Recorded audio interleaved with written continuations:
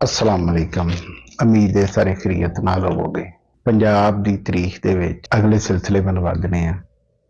ਇਸ ਜੰਗ ਨੂੰ ਅਫਗਾਨ ਦੀ ਦੂਸਰੀ ਜੰਗ ਕਿਹਾ ਜਾਂਦਾ। ਸਭ ਤੋਂ ਪਹਿਲੇ ਚੈਨਲ ਨੂੰ ਸਬਸਕ੍ਰਾਈਬ ਕਰੋ। ਅਗਰ ਤੁਹਾਡੇ ਕੋਲ ਅੱਛੀ ਇਨਫੋਰਮੇਸ਼ਨ ਹੈ ਤੇ ਕਾਈਂਡਲੀ ਉਹਨੂੰ ਜਿਹੜਾ ਹੈ ਸਾਡੇ ਨਾਲ ਸ਼ੇਅਰ ਕਰੋ।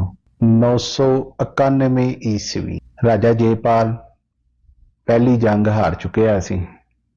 ਉਹ ਆਪਣੇ ਨਾਲ ਚੰਦ ਮੁਸਲਮਾਨ ਜਿਹੜੇ ਨੇ ਉਹਨਾਂ ਨੂੰ ਲੈ ਕੇ ਆਇਆ ਸੀ।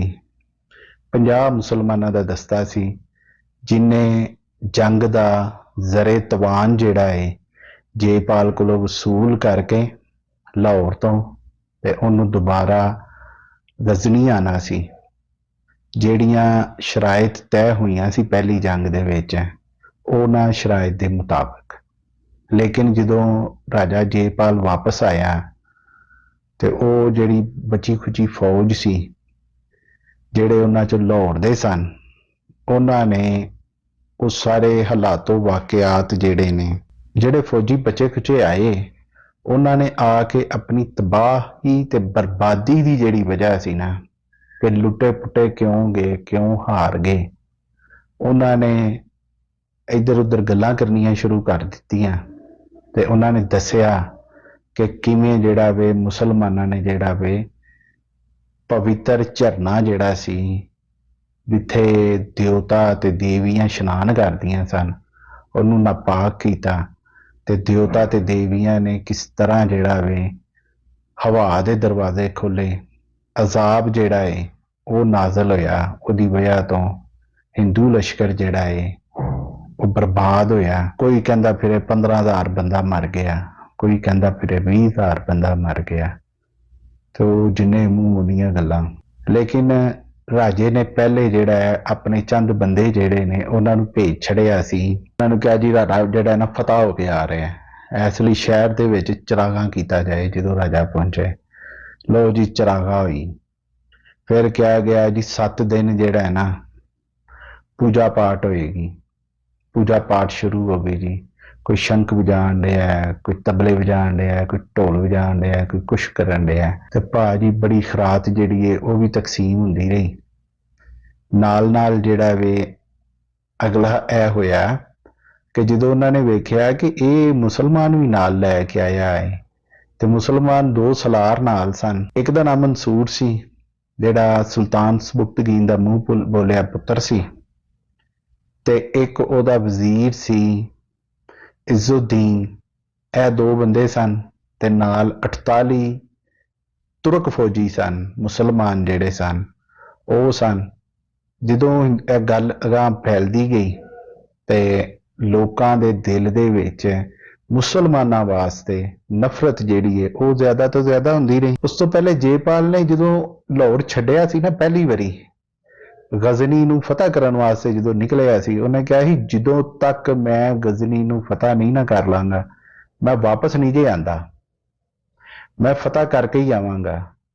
ਲੇਕਿਨ ਹੁਣ ਜੇਪਾਲ ਜਿਹੜਾ ਹੈ ਉਹ ਲੋਕਾਂ ਕੋਲੋਂ ਅੱਖਾਂ ਜਿਹੜਾ ਲੁਕਾਉਂਦਾ ਫਿਰਨ ਡਿਆ ਸੀ, ਲੁਕਦਾ ਫਿਰਨ ਡਿਆ ਸੀ, ਇੰਜ ਦੀਆਂ ਹਰਕਤਾਂ ਕਰਨ ਡਿਆ ਸੀ ਕਿ ਮੈਂ ਕਿਹਨੂੰ ਕੀ ਜਵਾਬ ਦਾਂਗਾ ਕਿ ਅਗਰ ਕਿਸੇ ਨੇ ਮੇਰੇ ਕੋਲੋਂ ਪੁੱਛ ਲਿਆ ਹਕੀਕਤ ਤੋਂ ਲੋਕ ਜਿਹੜੇ ਨੇ ਉਹ ਆਸ਼ਕਾਰ ਹੋ ਗਏ ਤੇ ਮੇਰਾ ਤੇ ਕੰਮ ਖਰਾਬ ਹੋ ਜਾਏਗਾ। ਆਪਣੇ ਮਹੱਲੇ 'ਚ ਚਲਾ ਜਾਂਦਾ ਹੈ।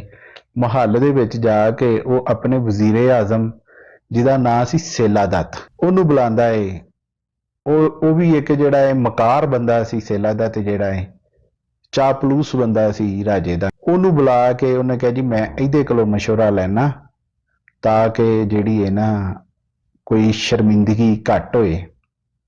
ਤੇ ਜੰਗ ਦੇ ਹਾਲਾਤ ਸਭ ਨੂੰ ਮਨਾ ਕਰ ਦਿੱਤਾ ਗਿਆ ਸੀ ਕਿ ਜੰਗ ਦੇ ਹਾਲਾਤ ਜਿਹੜੇ ਨੇ ਉਹ ਕਿਸੇ ਬੰਦੇ ਨੇ ਕਿਸੇ ਨੂੰ ਨਹੀਂ ਦੱਸਣੇ। ਫਿਰ ਜੀ ਅਗਲੇ ਦਿਨ ਜਿਹੜਾ ਹੈ ਜੇਪਾਲ ਨੇ ਆਪਣੇ ਪ੍ਰਧਾਨ ਮੰਤਰੀ ਯਾਨੀ ਕਿ ਵਜ਼ੀਰੇ ਆਜ਼ਮ ਨਾਂ ਉਹਦਾ ਇੰਝ ਲਿਖਿਆ ਜਾਂਦਾ ਸੇਲਾ ਦੱਤ ਉਹਨੂੰ ਬੁਲਾਇਆ। ਉਹਨੂੰ ਬੁਲਾ ਕੇ ਕਹਿੰਦਾ ਹਾਂ ਭਾਈ ਕੱਲ ਵੀ ਤੂੰ ਕਹਿਣ ਡਿਆ ਸੀ ਗੱਲ ਕਰਨੀ, ਦੱਸ ਗੱਲ ਕੀ ਹੈ। ਮੈਂ ਕਿਹਾ ਮਹਾਬਲੀ ਪਾਇਆ ਤਖਤ ਜਿਹੜਾ ਵੇ ਉਹਦੇ ਵਿੱਚ ਅਫਵਾਹਾਂ ਫੈਲਣ ਰਹੀਆਂ। ਮੈਂ ਕਿਹਾ ਕਿੰਜ ਦੀ ਅਫਵਾਹ? ਉਹਨੇ ਕਿਹਾ ਲੋਕ ਕਹਿੰਦੇ ਨੇ ਰਾਜਪੂਤਾਂ ਨੇ ਮੁਸਲਮਾਨਾਂ ਕੋਲੋਂ ਸ਼ਿਕਸਤ ਖਾਦੀ ਹੈ। ਉਹਨੇ ਕਿਹਾ ਗਲਤ ਹੈ। ਮੈਂ ਕਿਹਾ ਕਿ ਫੇਰ ਗਜ਼ਨੀ ਫਤਹ ਹੋ ਗਿਆ। ਉਹਨੇ ਕਿਹਾ ਨਹੀਂ। ਫਿਰ ਉਹਨੇ ਕਿਹਾ, ਸੇਲਾ ਦੱਤ ਨੇ, ਸੁਲਤਾਨ ਸਬੁਕਤਗੀਨ ਨੇ ਖਰਾਜ ਦਾ ਸੁਲ੍ਹਾ ਕੀਤੀ ਹੈ, ਇਹ ਸੱਚ ਹੈ? ਉਹਨੇ ਕਿਹਾ ਨਹੀਂ, ਇਹ ਵੀ ਨਹੀਂ ਹੋਇਆ। ਉਹਨੇ ਕਿਹਾ ਫਿਰ ਰਾਜਪੂਤਾਂ ਦਾ ਲਸ਼ਕਰ ਕਿਉਂ ਵਾਪਸ ਆਇਆ? ਜੇਪਾਲ ਕਹਿੰਦਾ ਚਸ਼ਮੇ ਦੀ ਕਹਾਣੀ ਦਾ ਤੈਨੂੰ ਪਤਾ ਲੱਗ ਗਿਆ ਹੁਣ। ਸੇਲਾ ਦੱਤ ਕਹਿੰਦਾ ਫਿਰ ਜਿਹੜੇ ਲੋਕਾਂ ਤੋਂ ਦਿਓਤਾ ਨਾਰਾਜ਼ ਹੋਏ, ਜਿਨ੍ਹਾਂ ਨੇ ਉਹਨਾਂ ਦੇ ਪਵਿੱਤਰ ਜਲ ਨੂੰ ਜਿਹੜਾ ਵੇ ਪਲੀਤ ਕੀਤਾ, ਉਹਨਾਂ ਨੂੰ ਪਾਇਆ ਤਖਤ ਕਿਉਂ ਲੈ ਆਂਦਾ? ਜੇਪਾਲ ਕਹਿੰਦਾ ਮੈਂ ਤੇ ਆਉਣ ਤੋਂ ਪਹਿਲਾਂ ਹੀ ਹੁਕਮ ਭੇਜ ਦਿੱਤਾ ਸੀ ਕਿ ਦੇਵਤਾ ਤੇ ਦੇਵੀਆਂ ਦੀ ਜਿਹੜੀ ਹੈ ਨਾ ਪਹਿਲੇ ਤੋਂ ਪੂਜਾ ਜਿਹੜੀ ਹੈ ਉਹ ਸ਼ੁਰੂ ਕਰ ਦਿੱਤੀ ਜਾਏ, ਤਾਂ ਕਿ ਉਹਨੇ ਸੇਲਾ ਦੱਤ ਕਹਿੰਦਾ ਅੱਛਾ ਮਹਾਬਲੀ, ਇਹਦਾ ਮਤਲਬ ਹੈ ਕਿ ਫਿਰ ਇਹਨਾਂ ਅਫਵਾਹਾਂ ਦੀ ਤਰਦੀਦ ਕਰ ਦਿੱਤੀ ਜਾਏ? ਮੈਂ ਕਹਿੰਦਾ ਨਹੀਂ, ਮੈਂ ਦਰਬਾਰ ਲਾਵਾਂਗਾ, ਉਹਦੇ ਵਿੱਚ ਮੈਂ ਸਾਰੀ ਕਹਾਣੀ ਜਿਹੜੀ ਹੈ ਨਾ ਸੁਣਾਵਾਂਗਾ। ਮੈਂ ਕਿਹਾ ਜੀ ਜਿਸ ਤਰ੍ਹਾਂ ਤੁਹਾਡਾ ਹੁਕਮ। ਉਧਰੋਂ ਜਿਹੜਾ ਇਹ ਜਦੋਂ ਪੰਡਤਾਂ ਨੂੰ ਪਤਾ ਲੱਗਾ, ਉਹਨਾਂ ਨੇ ਸੁਲਤਾਨ ਦਾ ਜਿਹੜਾ ਵਫਦ ਆਇਆ ਸੀ ਉਹਨੂੰ ਨਾ ਬੜਾ ਬੁਰਾ ਭਲਾ ਕਹਿੰਦੇ ਸੀ। ਉਹ ਕੋਈ ਸਿਪਾਹੀ ਸੀ ਮੁਸਲਮਾਨ, ਉਹਨੇ ਜਿਹੜਾ ਕਿਸੇ ਪੰਡਤ ਨੂੰ ਬਾਹੋਂ ਫੜ ਲਿਆ, ਉਹਨੇ ਕਿਹਾ ਗੱਲ ਸੁਣ ਮੇਰੀ। ਉਹਨੇ ਕਿਹਾ ਨਾ ਨਾ ਨਾ ਨਾ, ਮੈਨੂੰ ਹੱਥ ਨਾ ਲਾਈ, ਮੈਨੂੰ ਤਾਂ ਤੂੰ ਪਲੀਤ ਕਰ ਦਿੱਤਾ, ਮੈਂ ਹੁਣੇ ਇਸ਼ਨਾਨ ਕਰਕੇ ਆਣ ਡਿਆ ਸੀ, ਮੈਨੂੰ ਦੁਬਾਰਾ ਇਸ਼ਨਾਨ ਕਰਨਾ ਪੈ ਜਾਣਾ, ਤੁਸੀਂ ਤੇ ਪਾਪੀ ਹੋ। ਉਹਨੇ ਕਿਹਾ ਅਸੀਂ ਕਿਸ ਤਰ੍ਹਾਂ ਪਾਪੀ ਹਾਂ ਭਾਈ, ਸਾਨੂੰ ਦੱਸ। ਉਹਨੇ ਕਿਹਾ ਤੁਸੀਂ ਪਾਪੀ ਹੋ, ਤੁਸੀਂ ਦੇਵਤਾ ਤੇ ਦੇਵੀਆਂ ਦਾ ਜਿਹੜਾ ਝਰਨਾ ਸੀ ਉਹਨੂੰ ਤੁਸੀਂ ਪਲੀਤ ਕੀਤਾ ਹੈ, ਤੁਸੀਂ ਬੰਦੇ ਨਹੀਂ ਸਹੀ ਹੈ। ਉਹ ਬੜੇ ਹੈਰਾਨ ਹੋ ਜਾਂਦੇ ਨੇ ਕਿ ਯਾਰ ਇਹ ਸਾਡੇ ਕੋਲੋਂ ਇੰਜ। ਉਸ ਤੋਂ ਬਾਅਦ ਫਿਰ ਉਹ ਲਾਹੌਰ ਸ਼ਹਿਰ ਦੇ ਵਿੱਚ ਥੋੜਾ ਜਿਹਾ ਫਿਰਦੇ ਨੇ, ਛੋਟੀਆਂ ਛੋਟੀਆਂ ਗਲੀਆਂ, ਗੰਦ ਹੀ ਗੰਦ, ਸਫਾਈ ਦਾ ਕੋਈ ਐਡਾ ਖਾਸ ਇੰਤਜ਼ਾਮ ਨਹੀਂ। ਇਹਦੇ ਮੁਕਾਬਲੇ ਦੇ ਵਿੱਚ ਜਿਹੜਾ ਗਜ਼ਨੀ ਸੀ, ਖੁੱਲੀਆਂ ਗਲੀਆਂ, ਜਿਹੜੇ ਇਲਾਕਿਆਂ ਦੇ ਉਹ ਸ਼ਹਿਰਾਂ ਦੇ ਰਹਿਣ ਵਾਲੇ ਸਨ, ਖੁੱਲੀਆਂ ਗਲੀਆਂ, ਵੱਡੇ ਘਰ, ਸਾਫ਼ ਸੁਥਰੇ। ਲੇਕਿਨ ਇੱਥੇ ਘਰ ਤੇ ਸਾਫ਼ ਸੁਥਰੇ ਸਨ, ਲੇਕਿਨ ਗਲੀਆਂ ਛੋਟੀਆਂ ਛੋਟੀਆਂ ਸਨ। ਬੜੇ ਪਰੇਸ਼ਾਨ ਹੋਏ। ਅਗਲੇ ਦਿਨ ਜਿਹੜਾ ਵੇ ਜੇਪਾਲ ਨੇ ਹੁਕਮ ਕੀਤਾ ਕਿ ਜੀ ਦਰਬਾਰ ਲਾਇਆ ਜਾਏ, ਮੈਂ ਜੰਗ ਦੇ ਹਾਲਾਤ ਜਿਹੜੇ ਨੇ ਨਾ ਸਾਰੇ ਆਪ ਦੱਸਾਂਗਾ। ਉਸ ਤੋਂ ਬਾਅਦ ਜੀ ਦਰਬਾਰ ਲੱਗ ਗਿਆ, ਵੱਡਾ ਹਾਲ ਸੀ, ਤਖਤ ਪਿਆ ਸੀ ਸੰਗਮਰਮਰ ਦਾ, ਉਹਦੇ ਉੱਤੇ ਭਾਜੀ ਤੇ ਸਾਹਮਣੇ ਜਿਹੜਾ ਹੈ ਕੁਰਸੀਆਂ ਸਨ ਉਸ ਜ਼ਮਾਨੇ ਦੀਆਂ। ਉੱਥੇ ਆ ਕੇ ਸਾਰੇ ਜਿਹੜੇ ਨੇ ਵਜ਼ੀਰ ਸ਼ਜ਼ੀਰ, ਜਿੰਨੇ ਵੀ ਇੰਤਜ਼ਾਮ ਸੰਭਾਲਣ ਵਾਲੇ ਸਲਤਨਤ ਦੇ ਬੰਦੇ ਸਨ, ਉਹ ਸਾਰੇ ਉੱਥੇ ਆ ਕੇ ਬਹਿ ਗਏ। ਕੁਛ ਦੇਰ ਬਾਅਦ ਰਾਜਾ ਜੇਪਾਲ ਵੀ ਤਖਤ ਦੇ ਪਿਛਲੇ ਪਾਸਿਓਂ ਜਿਹੜਾ ਆਇਆ, ਆ ਕੇ ਤਖਤ ਤੇ ਬੈਠਾ ਤੇ ਗੱਲ ਸ਼ੁਰੂ ਹੋ ਗਈ। ਉਹਨੇ ਆਪਣੇ ਵੱਲੋਂ ਜੰਗ ਦੇ ਹਾਲਾਤ ਸਾਰੇ ਦੱਸੇ। ਉਹਨੇ ਕਿਹਾ ਸੋਹਣਿਓ ਬ੍ਰਹਮਣੋ ਤੇ ਬਹਾਦਰ ਰਾਜਪੂਤੋ, ਕਿਉਂਕਿ ਜੰਗ ਦੇ ਵਿੱਚ ਲਮਗਾਨ ਦੇ ਮੈਦਾਨ ਦੇ ਵਿੱਚ ਪਵਿੱਤਰ ਜਿਹੜਾ ਚਸ਼ਮਾ ਸੀ, ਪਵਿੱਤਰ ਝਰਨਾ ਸੀ, ਉਹਦੀ ਬੇਹਰਮਤੀ ਹੋਈ ਹੈ। 13,000 ਲੋਕ ਜੰਗ 'ਚ ਮਾਰੇ ਗਏ, 15,000 ਲੋਕ ਜਿਹੜੇ ਨੇ ਦੇਵਤਾ ਤੇ ਦੇਵੀਆਂ ਦੇ ਕਹਿਰ ਦੇ ਨਾਲ ਮਾਰੇ ਗਏ, 28,000 ਜਿਹੜਾ ਲਸ਼ਕਰ ਹੈ ਉਹ ਮਾਰਿਆ ਗਿਆ। ਮੈਂ ਜ਼ਿਆਦਾ ਦੇਰ ਉੱਥੇ ਫੌਜ ਨੂੰ ਰੋਕਣਾ ਗਵਾਰਾ ਨਾ ਕੀਤਾ ਕਿ ਇਹ ਨਾ ਹੋਏ ਕਿ ਉੱਥੇ ਰਿਹਾ ਮੁਸਲਮਾਨਾਂ ਦੇ ਨਾਲ ਨਾਲ ਅਸੀਂ ਵੀ ਕਿਤੇ ਖਤਮ ਨਾ ਹੋ ਜਾਂਦੇ ਤੇ ਮੈਂ ਲਸ਼ਕਰ ਨੂੰ ਵਾਪਸ ਲੈ ਆਂਦਾ। ਤੇ ਮੇਰੇ ਦਿਲ ਦੇ ਵਿੱਚ ਸੁਲਤਾਨ ਸਬੁਕਤਗੀਨ ਤੇ ਉਹਦੇ ਮੁਸਲਮਾਨ ਤੁਰਕ ਲਸ਼ਕਰ ਦੇ ਬਾਰੇ ਬਹੁਤ ਗੁੱਸਾ ਹੈ, ਤੇ ਮੈਂ ਇਸ ਚੀਜ਼ ਦੇ ਉੱਤੇ ਜ਼ਿੱਦ ਕੀਤੀ ਹੈ ਕਿ ਮੈਂ ਜਿਹੜਾ ਨਾ ਬਦਲਾ ਲੈਣਾ ਹੀ ਲੈਣਾ ਹੈ, ਜਿਹੜਾ ਉਹਨਾਂ ਨੇ ਪਵਿੱਤਰ ਚਸ਼ਮੇ ਦਾ ਪਾਣੀ ਜਿਹੜਾ ਹੈ ਗਦਲਾ ਕੀਤਾ ਹੈ। ਉਹ ਦਰਬਾਰ ਦੇ ਵਿੱਚ ਜਿਹੜਾ ਵੇ ਉਹ ਵੀ ਜ਼ਾਰੀ ਗੱਲ ਹੈ, ਫੌਜ ਦੇ ਉਹ ਵੀ ਸਿਪਾਹੀ ਸਨ, ਕੋਈ ਜਰਨਲ ਸਨ, ਕੋਈ ਵੱਡੇ ਅਹੁਦਿਆਂ ਵਾਲੇ ਸਨ, ਜਿਹੜੇ ਲਮਗਾਨ ਦੇ ਮੈਦਾਨ ਦੇ ਵਿੱਚ ਮੌਜੂਦ ਸਨ ਜੇਪਾਲ ਦੇ ਨਾਲ। ਜਦੋਂ ਉਹਨੇ ਸੁਲਤਾਨ ਕੋਲੋਂ ਮਾਫੀਆਂ ਮੰਗੀਆਂ, ਸੁਲਤਾਨ ਦੇ ਤਰਲੇ ਪਾਏ, ਤੇ ਉਸ ਤੋਂ ਬਾਅਦ ਜਿਹੜਾ ਇਹ ਸੁਲ੍ਹਾ ਕੀਤੀ ਕਿ ਤੈਨੂੰ ਖਰਾਜ ਵੀ ਦਾਂਗੇ, ਤੈਨੂੰ ਜਿਹੜਾ ਜ਼ਰੇ ਤਵਾਨ ਵੀ ਦਾਂਗੇ, ਜੰਗ ਦਾ ਖਰਚਾ ਵੀ ਦਾਂਗੇ, ਉਹ ਰਕਮ ਹੀ ਜਿਹੜੀ ਹੈ ਤੈਅ ਹੋਈ। ਉਹ ਬੜੇ ਹੈਰਾਨ ਖਲੋਤੇ ਵੇਖਣ ਡਏ ਸਨ, ਲੇਕਿਨ ਉਹ ਰਾਜੇ ਦੀ ਜਿਹੜੀ ਇਹ ਬੇਹਰਮਤੀ ਤੇ ਨਹੀਂ ਸੀ ਕਰ ਸਕਦੇ। ਉਸ ਤੋਂ ਬਾਅਦ ਇਹ ਹੋਇਆ ਕਿ ਬੜੀ ਵਾਹਵਾ ਦੇਰ ਚੁੱਪ ਕਰਕੇ ਜਦੋਂ ਉਹ ਆਪਣੇ ਰਾਜੇ ਦੀਆਂ ਕਹਾਣੀਆਂ ਸੁਣਦੇ ਰਹੇ ਝੂਠੀਆਂ, ਉਹਨਾਂ ਨੇ ਜਿਹੜਾ ਨਾ ਇੱਕ ਜਿਹੜਾ ਉਹਦਾ ਫੌਜ ਦਾ ਵੱਡਾ ਸਿਪਾਹ ਸਲਾਰ ਸੀ ਉਹ ਗਾਂਹ ਵਧਿਆ। ਉਹਨੇ ਕਿਹਾ ਇਹਦਾ ਮਤਲਬ ਇਹ ਕਿ ਰਾਜਾ ਅਹਿਦ ਸ਼ਿਕਨੀ ਕਰੇਗਾ। ਤੇ ਫਿਰ ਜਿਹੜਾ ਨਾ ਜੇਪਾਲ ਨੇ ਪੁੱਛਿਆ, ਨੇ ਕਿਹਾ ਸ਼ਰਮਿੰਦਾ ਜਿਹਾ ਹੋਇਆ, ਢੀਠ ਹੋ ਗਿਆ। ਢੀਠ ਹੋ ਕੇ ਉਹਨੂੰ ਕਹਿੰਦਾ ਕਾਹਦੀ ਐਤਸ਼ਕਨੀ। ਫਿਰ ਉਹ ਕਹਿੰਦਾ ਐਤਸ਼ਕਨੀ ਹੈ ਨਾ ਕਿ ਅਸੀਂ ਸੁਲਤਾਨ ਸਬਕਤਗੀਨ ਜਿਹੜਾ ਉਹਦੇ ਨਾਲ ਜ਼ਰੇ ਤਵਾਨ ਅਦਾ ਕਰਨ ਦੀ ਜਿਹੜੀ ਹੈ ਸੁਲ੍ਹਾ ਕਰਕੇ ਆਏ ਆ, ਕਸਮਾਂ ਖਾ ਕੇ ਆਏ ਆ, ਤੇ ਮਹਾਰਾਜ ਨੇ ਕਸਮ ਖਾਧੀ ਹੈ ਸੁਲਤਾਨ ਨੂੰ ਜਿਹੜਾ ਹੈ ਖਰਾਜ ਦੇਗਾ, ਜੰਗ ਦਾ ਤਵਾਨ ਦੇਗਾ, ਤੇ ਜ਼ਮਾਨਤ ਦੇ ਤੌਰ ਤੇ ਮਹਾਰਾਜਾ ਨੇ ਹਿੰਦੂ ਜਿਹੜੇ ਨੇ ਰਾਜਪੂਤ ਉਹਨਾਂ ਨੂੰ ਸੁਲਤਾਨ ਕੋਲ ਗਿਰਵੀ ਰਖਵਾ ਕੇ ਆਇਆ। ਤੇ ਇਹ ਜਿਹੜੇ ਬੰਦੇ ਸਾਡੇ ਨਾਲ ਆਏ ਨੇ ਇਹ ਤੇ ਆਪਣਾ ਖਰਾਜ ਤੇ ਜ਼ਰੇ ਤਵਾਨ ਲੈਣ ਵਾਸਤੇ ਸਾਡੇ ਨਾਲ ਆਏ ਨੇ, ਕਿਉਂਕਿ ਸਾਡੇ ਕੋਲ ਤੇ ਉੱਥੇ ਕੋਈ ਮਾਲ ਮੁੱਲ ਨਹੀਂ ਸੀ ਹੈ। ਤੇ ਇਹਨਾਂ ਸ਼ਰਤਾਂ ਦੇ ਉੱਤੇ ਜਿਹੜਾ ਵੇ ਸਾਡੀ ਸੁਲ੍ਹਾ ਹੋਈ ਸੀ ਕਿ ਦੁਬਾਰਾ ਕਦੀ ਰਾਜਾ ਜਿਹੜਾ ਇਹ ਸੁਲਤਾਨ ਦੇ ਉੱਤੇ ਫੌਜ ਨਹੀਂ ਚੜਾਏਗਾ, ਉਧਰ ਨੂੰ ਫੌਜ ਨਹੀਂ ਲੈ ਕੇ ਜਾਏਗਾ। ਇਸ ਤਰ੍ਹਾਂ ਸਾਡੀ ਸੁਲ੍ਹਾ ਹੋਈ ਹੈ। ਉਹ ਤਾਂ ਵਜ਼ੀਰ ਆਜ਼ਮ ਕਹਿੰਦਾ ਮਹਾਰਾਜ ਤੁਸੀਂ ਜ਼ਰੇ ਤਵਾਨ ਜਿਹੜਾ ਇਹ ਇਕਰਾਰ ਕਰਕੇ ਆਏ ਹੋ। ਜੈਪਾਲ ਕਹਿੰਦਾ ਇਹਦੇ ਤੋਂ ਬਗੈਰ ਚਾਰਾ ਨਹੀਂ ਸੀ ਹੈ। ਫਿਰ ਉਹਦਾ ਸੈਨਾਪਤੀ ਕਹਿੰਦਾ ਕਿ ਮੇਰੇ ਖਿਆਲ ਦੇ ਵਿੱਚ ਜਿਹੜੀ ਹੈ ਨਾ ਬਦਅਹਿਦੀ ਕਰਨਾ ਬੁਰੀ ਗੱਲ ਹੈ, ਸਾਨੂੰ ਇਹ ਨਹੀਂ ਕਰਨੀ ਚਾਹੀਦੀ। ਫਿਰ ਵਜ਼ੀਰ ਆਜ਼ਮ ਉੱਥੇ ਹੁੰਦਾ ਸਾਰੀ ਗੱਲ ਉਹਨੇ ਪਹਿਲੇ ਉਹਨੂੰ ਸਾਰੀ ਕਹਾਣੀ ਸੁਣਾ ਦਿੱਤੀ ਹੁੰਦੀ ਹੈ ਕਿ ਭਾਈ ਤੂੰ ਮੇਰਾ ਸਾਥ ਦੇਣਾ। ਉਹ ਕਹਿੰਦਾ ਓਏ ਕਿਹੜੀ ਗੱਲ ਹੈ, ਮੁਸਲਮਾਨਾਂ ਦੇ ਨਾਲ ਜਿਹੜੀ ਇਹ ਗੱਲ ਹੋਈ ਹੈ ਉਹ ਤਾਂ ਕੋਈ ਗੱਲ ਹੀ ਨਹੀਂ ਹੈ, ਐਵੇਂ ਇਕੱਲੀ ਉਹ ਫਰਕ ਕਰਾਓ, ਉਹਨਾਂ ਨੂੰ ਘਟਾ ਪਾਓ, ਮਿੱਟੀ ਪਾਓ ਉਹਦੇ ਤੇ।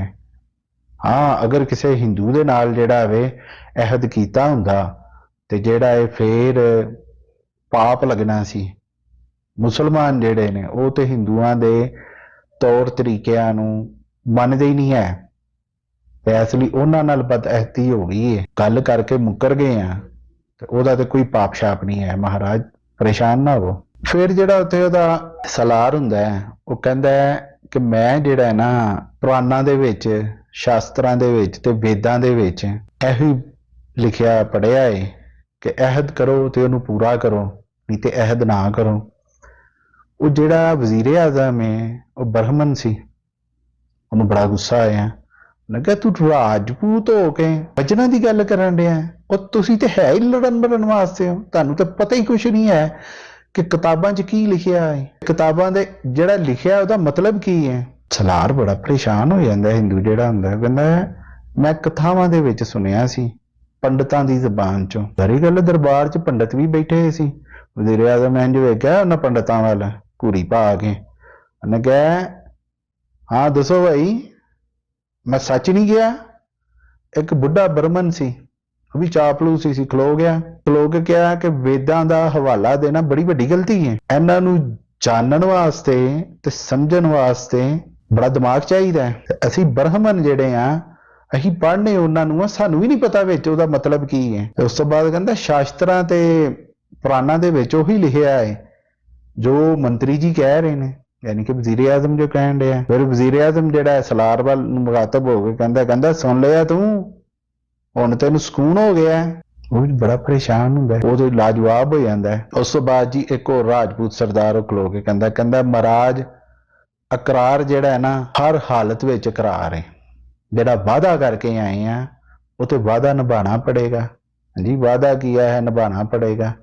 ਮੈਂ ਕਿਹਾ ਤੇ ਨਿਭਾਉਣਾ ਪਏਗਾ, ਮਿੰਨਤਾਂ ਤਰਲੇ ਕਰਕੇ ਅਸੀਂ ਸੁਲ੍ਹਾ ਕਰਕੇ ਆਪਣੇ ਬੰਦਿਆਂ ਨੂੰ ਉੱਥੇ ਬਚਾ ਕੇ ਲੈ ਆਏ ਆ, ਨਹੀਂ ਤੇ ਉਹਨਾਂ ਨੇ ਤੇ ਸਾਰੇ ਵੱਢ ਵੁੱਢ ਛੱਡਣੇ ਸੀ। ਤੇ ਹੋ ਸਕਦਾ ਇੱਥੇ ਲਾਹੌਰ 'ਚ ਵੀ ਹੁਣ ਸੁਲਤਾਨ ਹੀ ਬੈਠਾ ਹੁੰਦਾ ਜੋ ਸਾਡੇ ਉੱਥੇ ਹਾਲਾਤ ਸਨ। ਤੇ ਇਸ ਲਈ ਮੇਰੇ ਖਿਆਲ ਦੇ ਵਿੱਚ ਜ਼ਰੇ ਤਵਾਨ ਵੀ ਦੇਣਾ ਚਾਹੀਦਾ ਤੇ ਖਰਾਜ ਦਾ ਵੀ ਜਿਹੜਾ ਕਰਾਰ ਕਰਕੇ ਆਏ ਆ ਉਹ ਵੀ ਸਾਨੂੰ ਦੇਣਾ ਚਾਹੀਦਾ।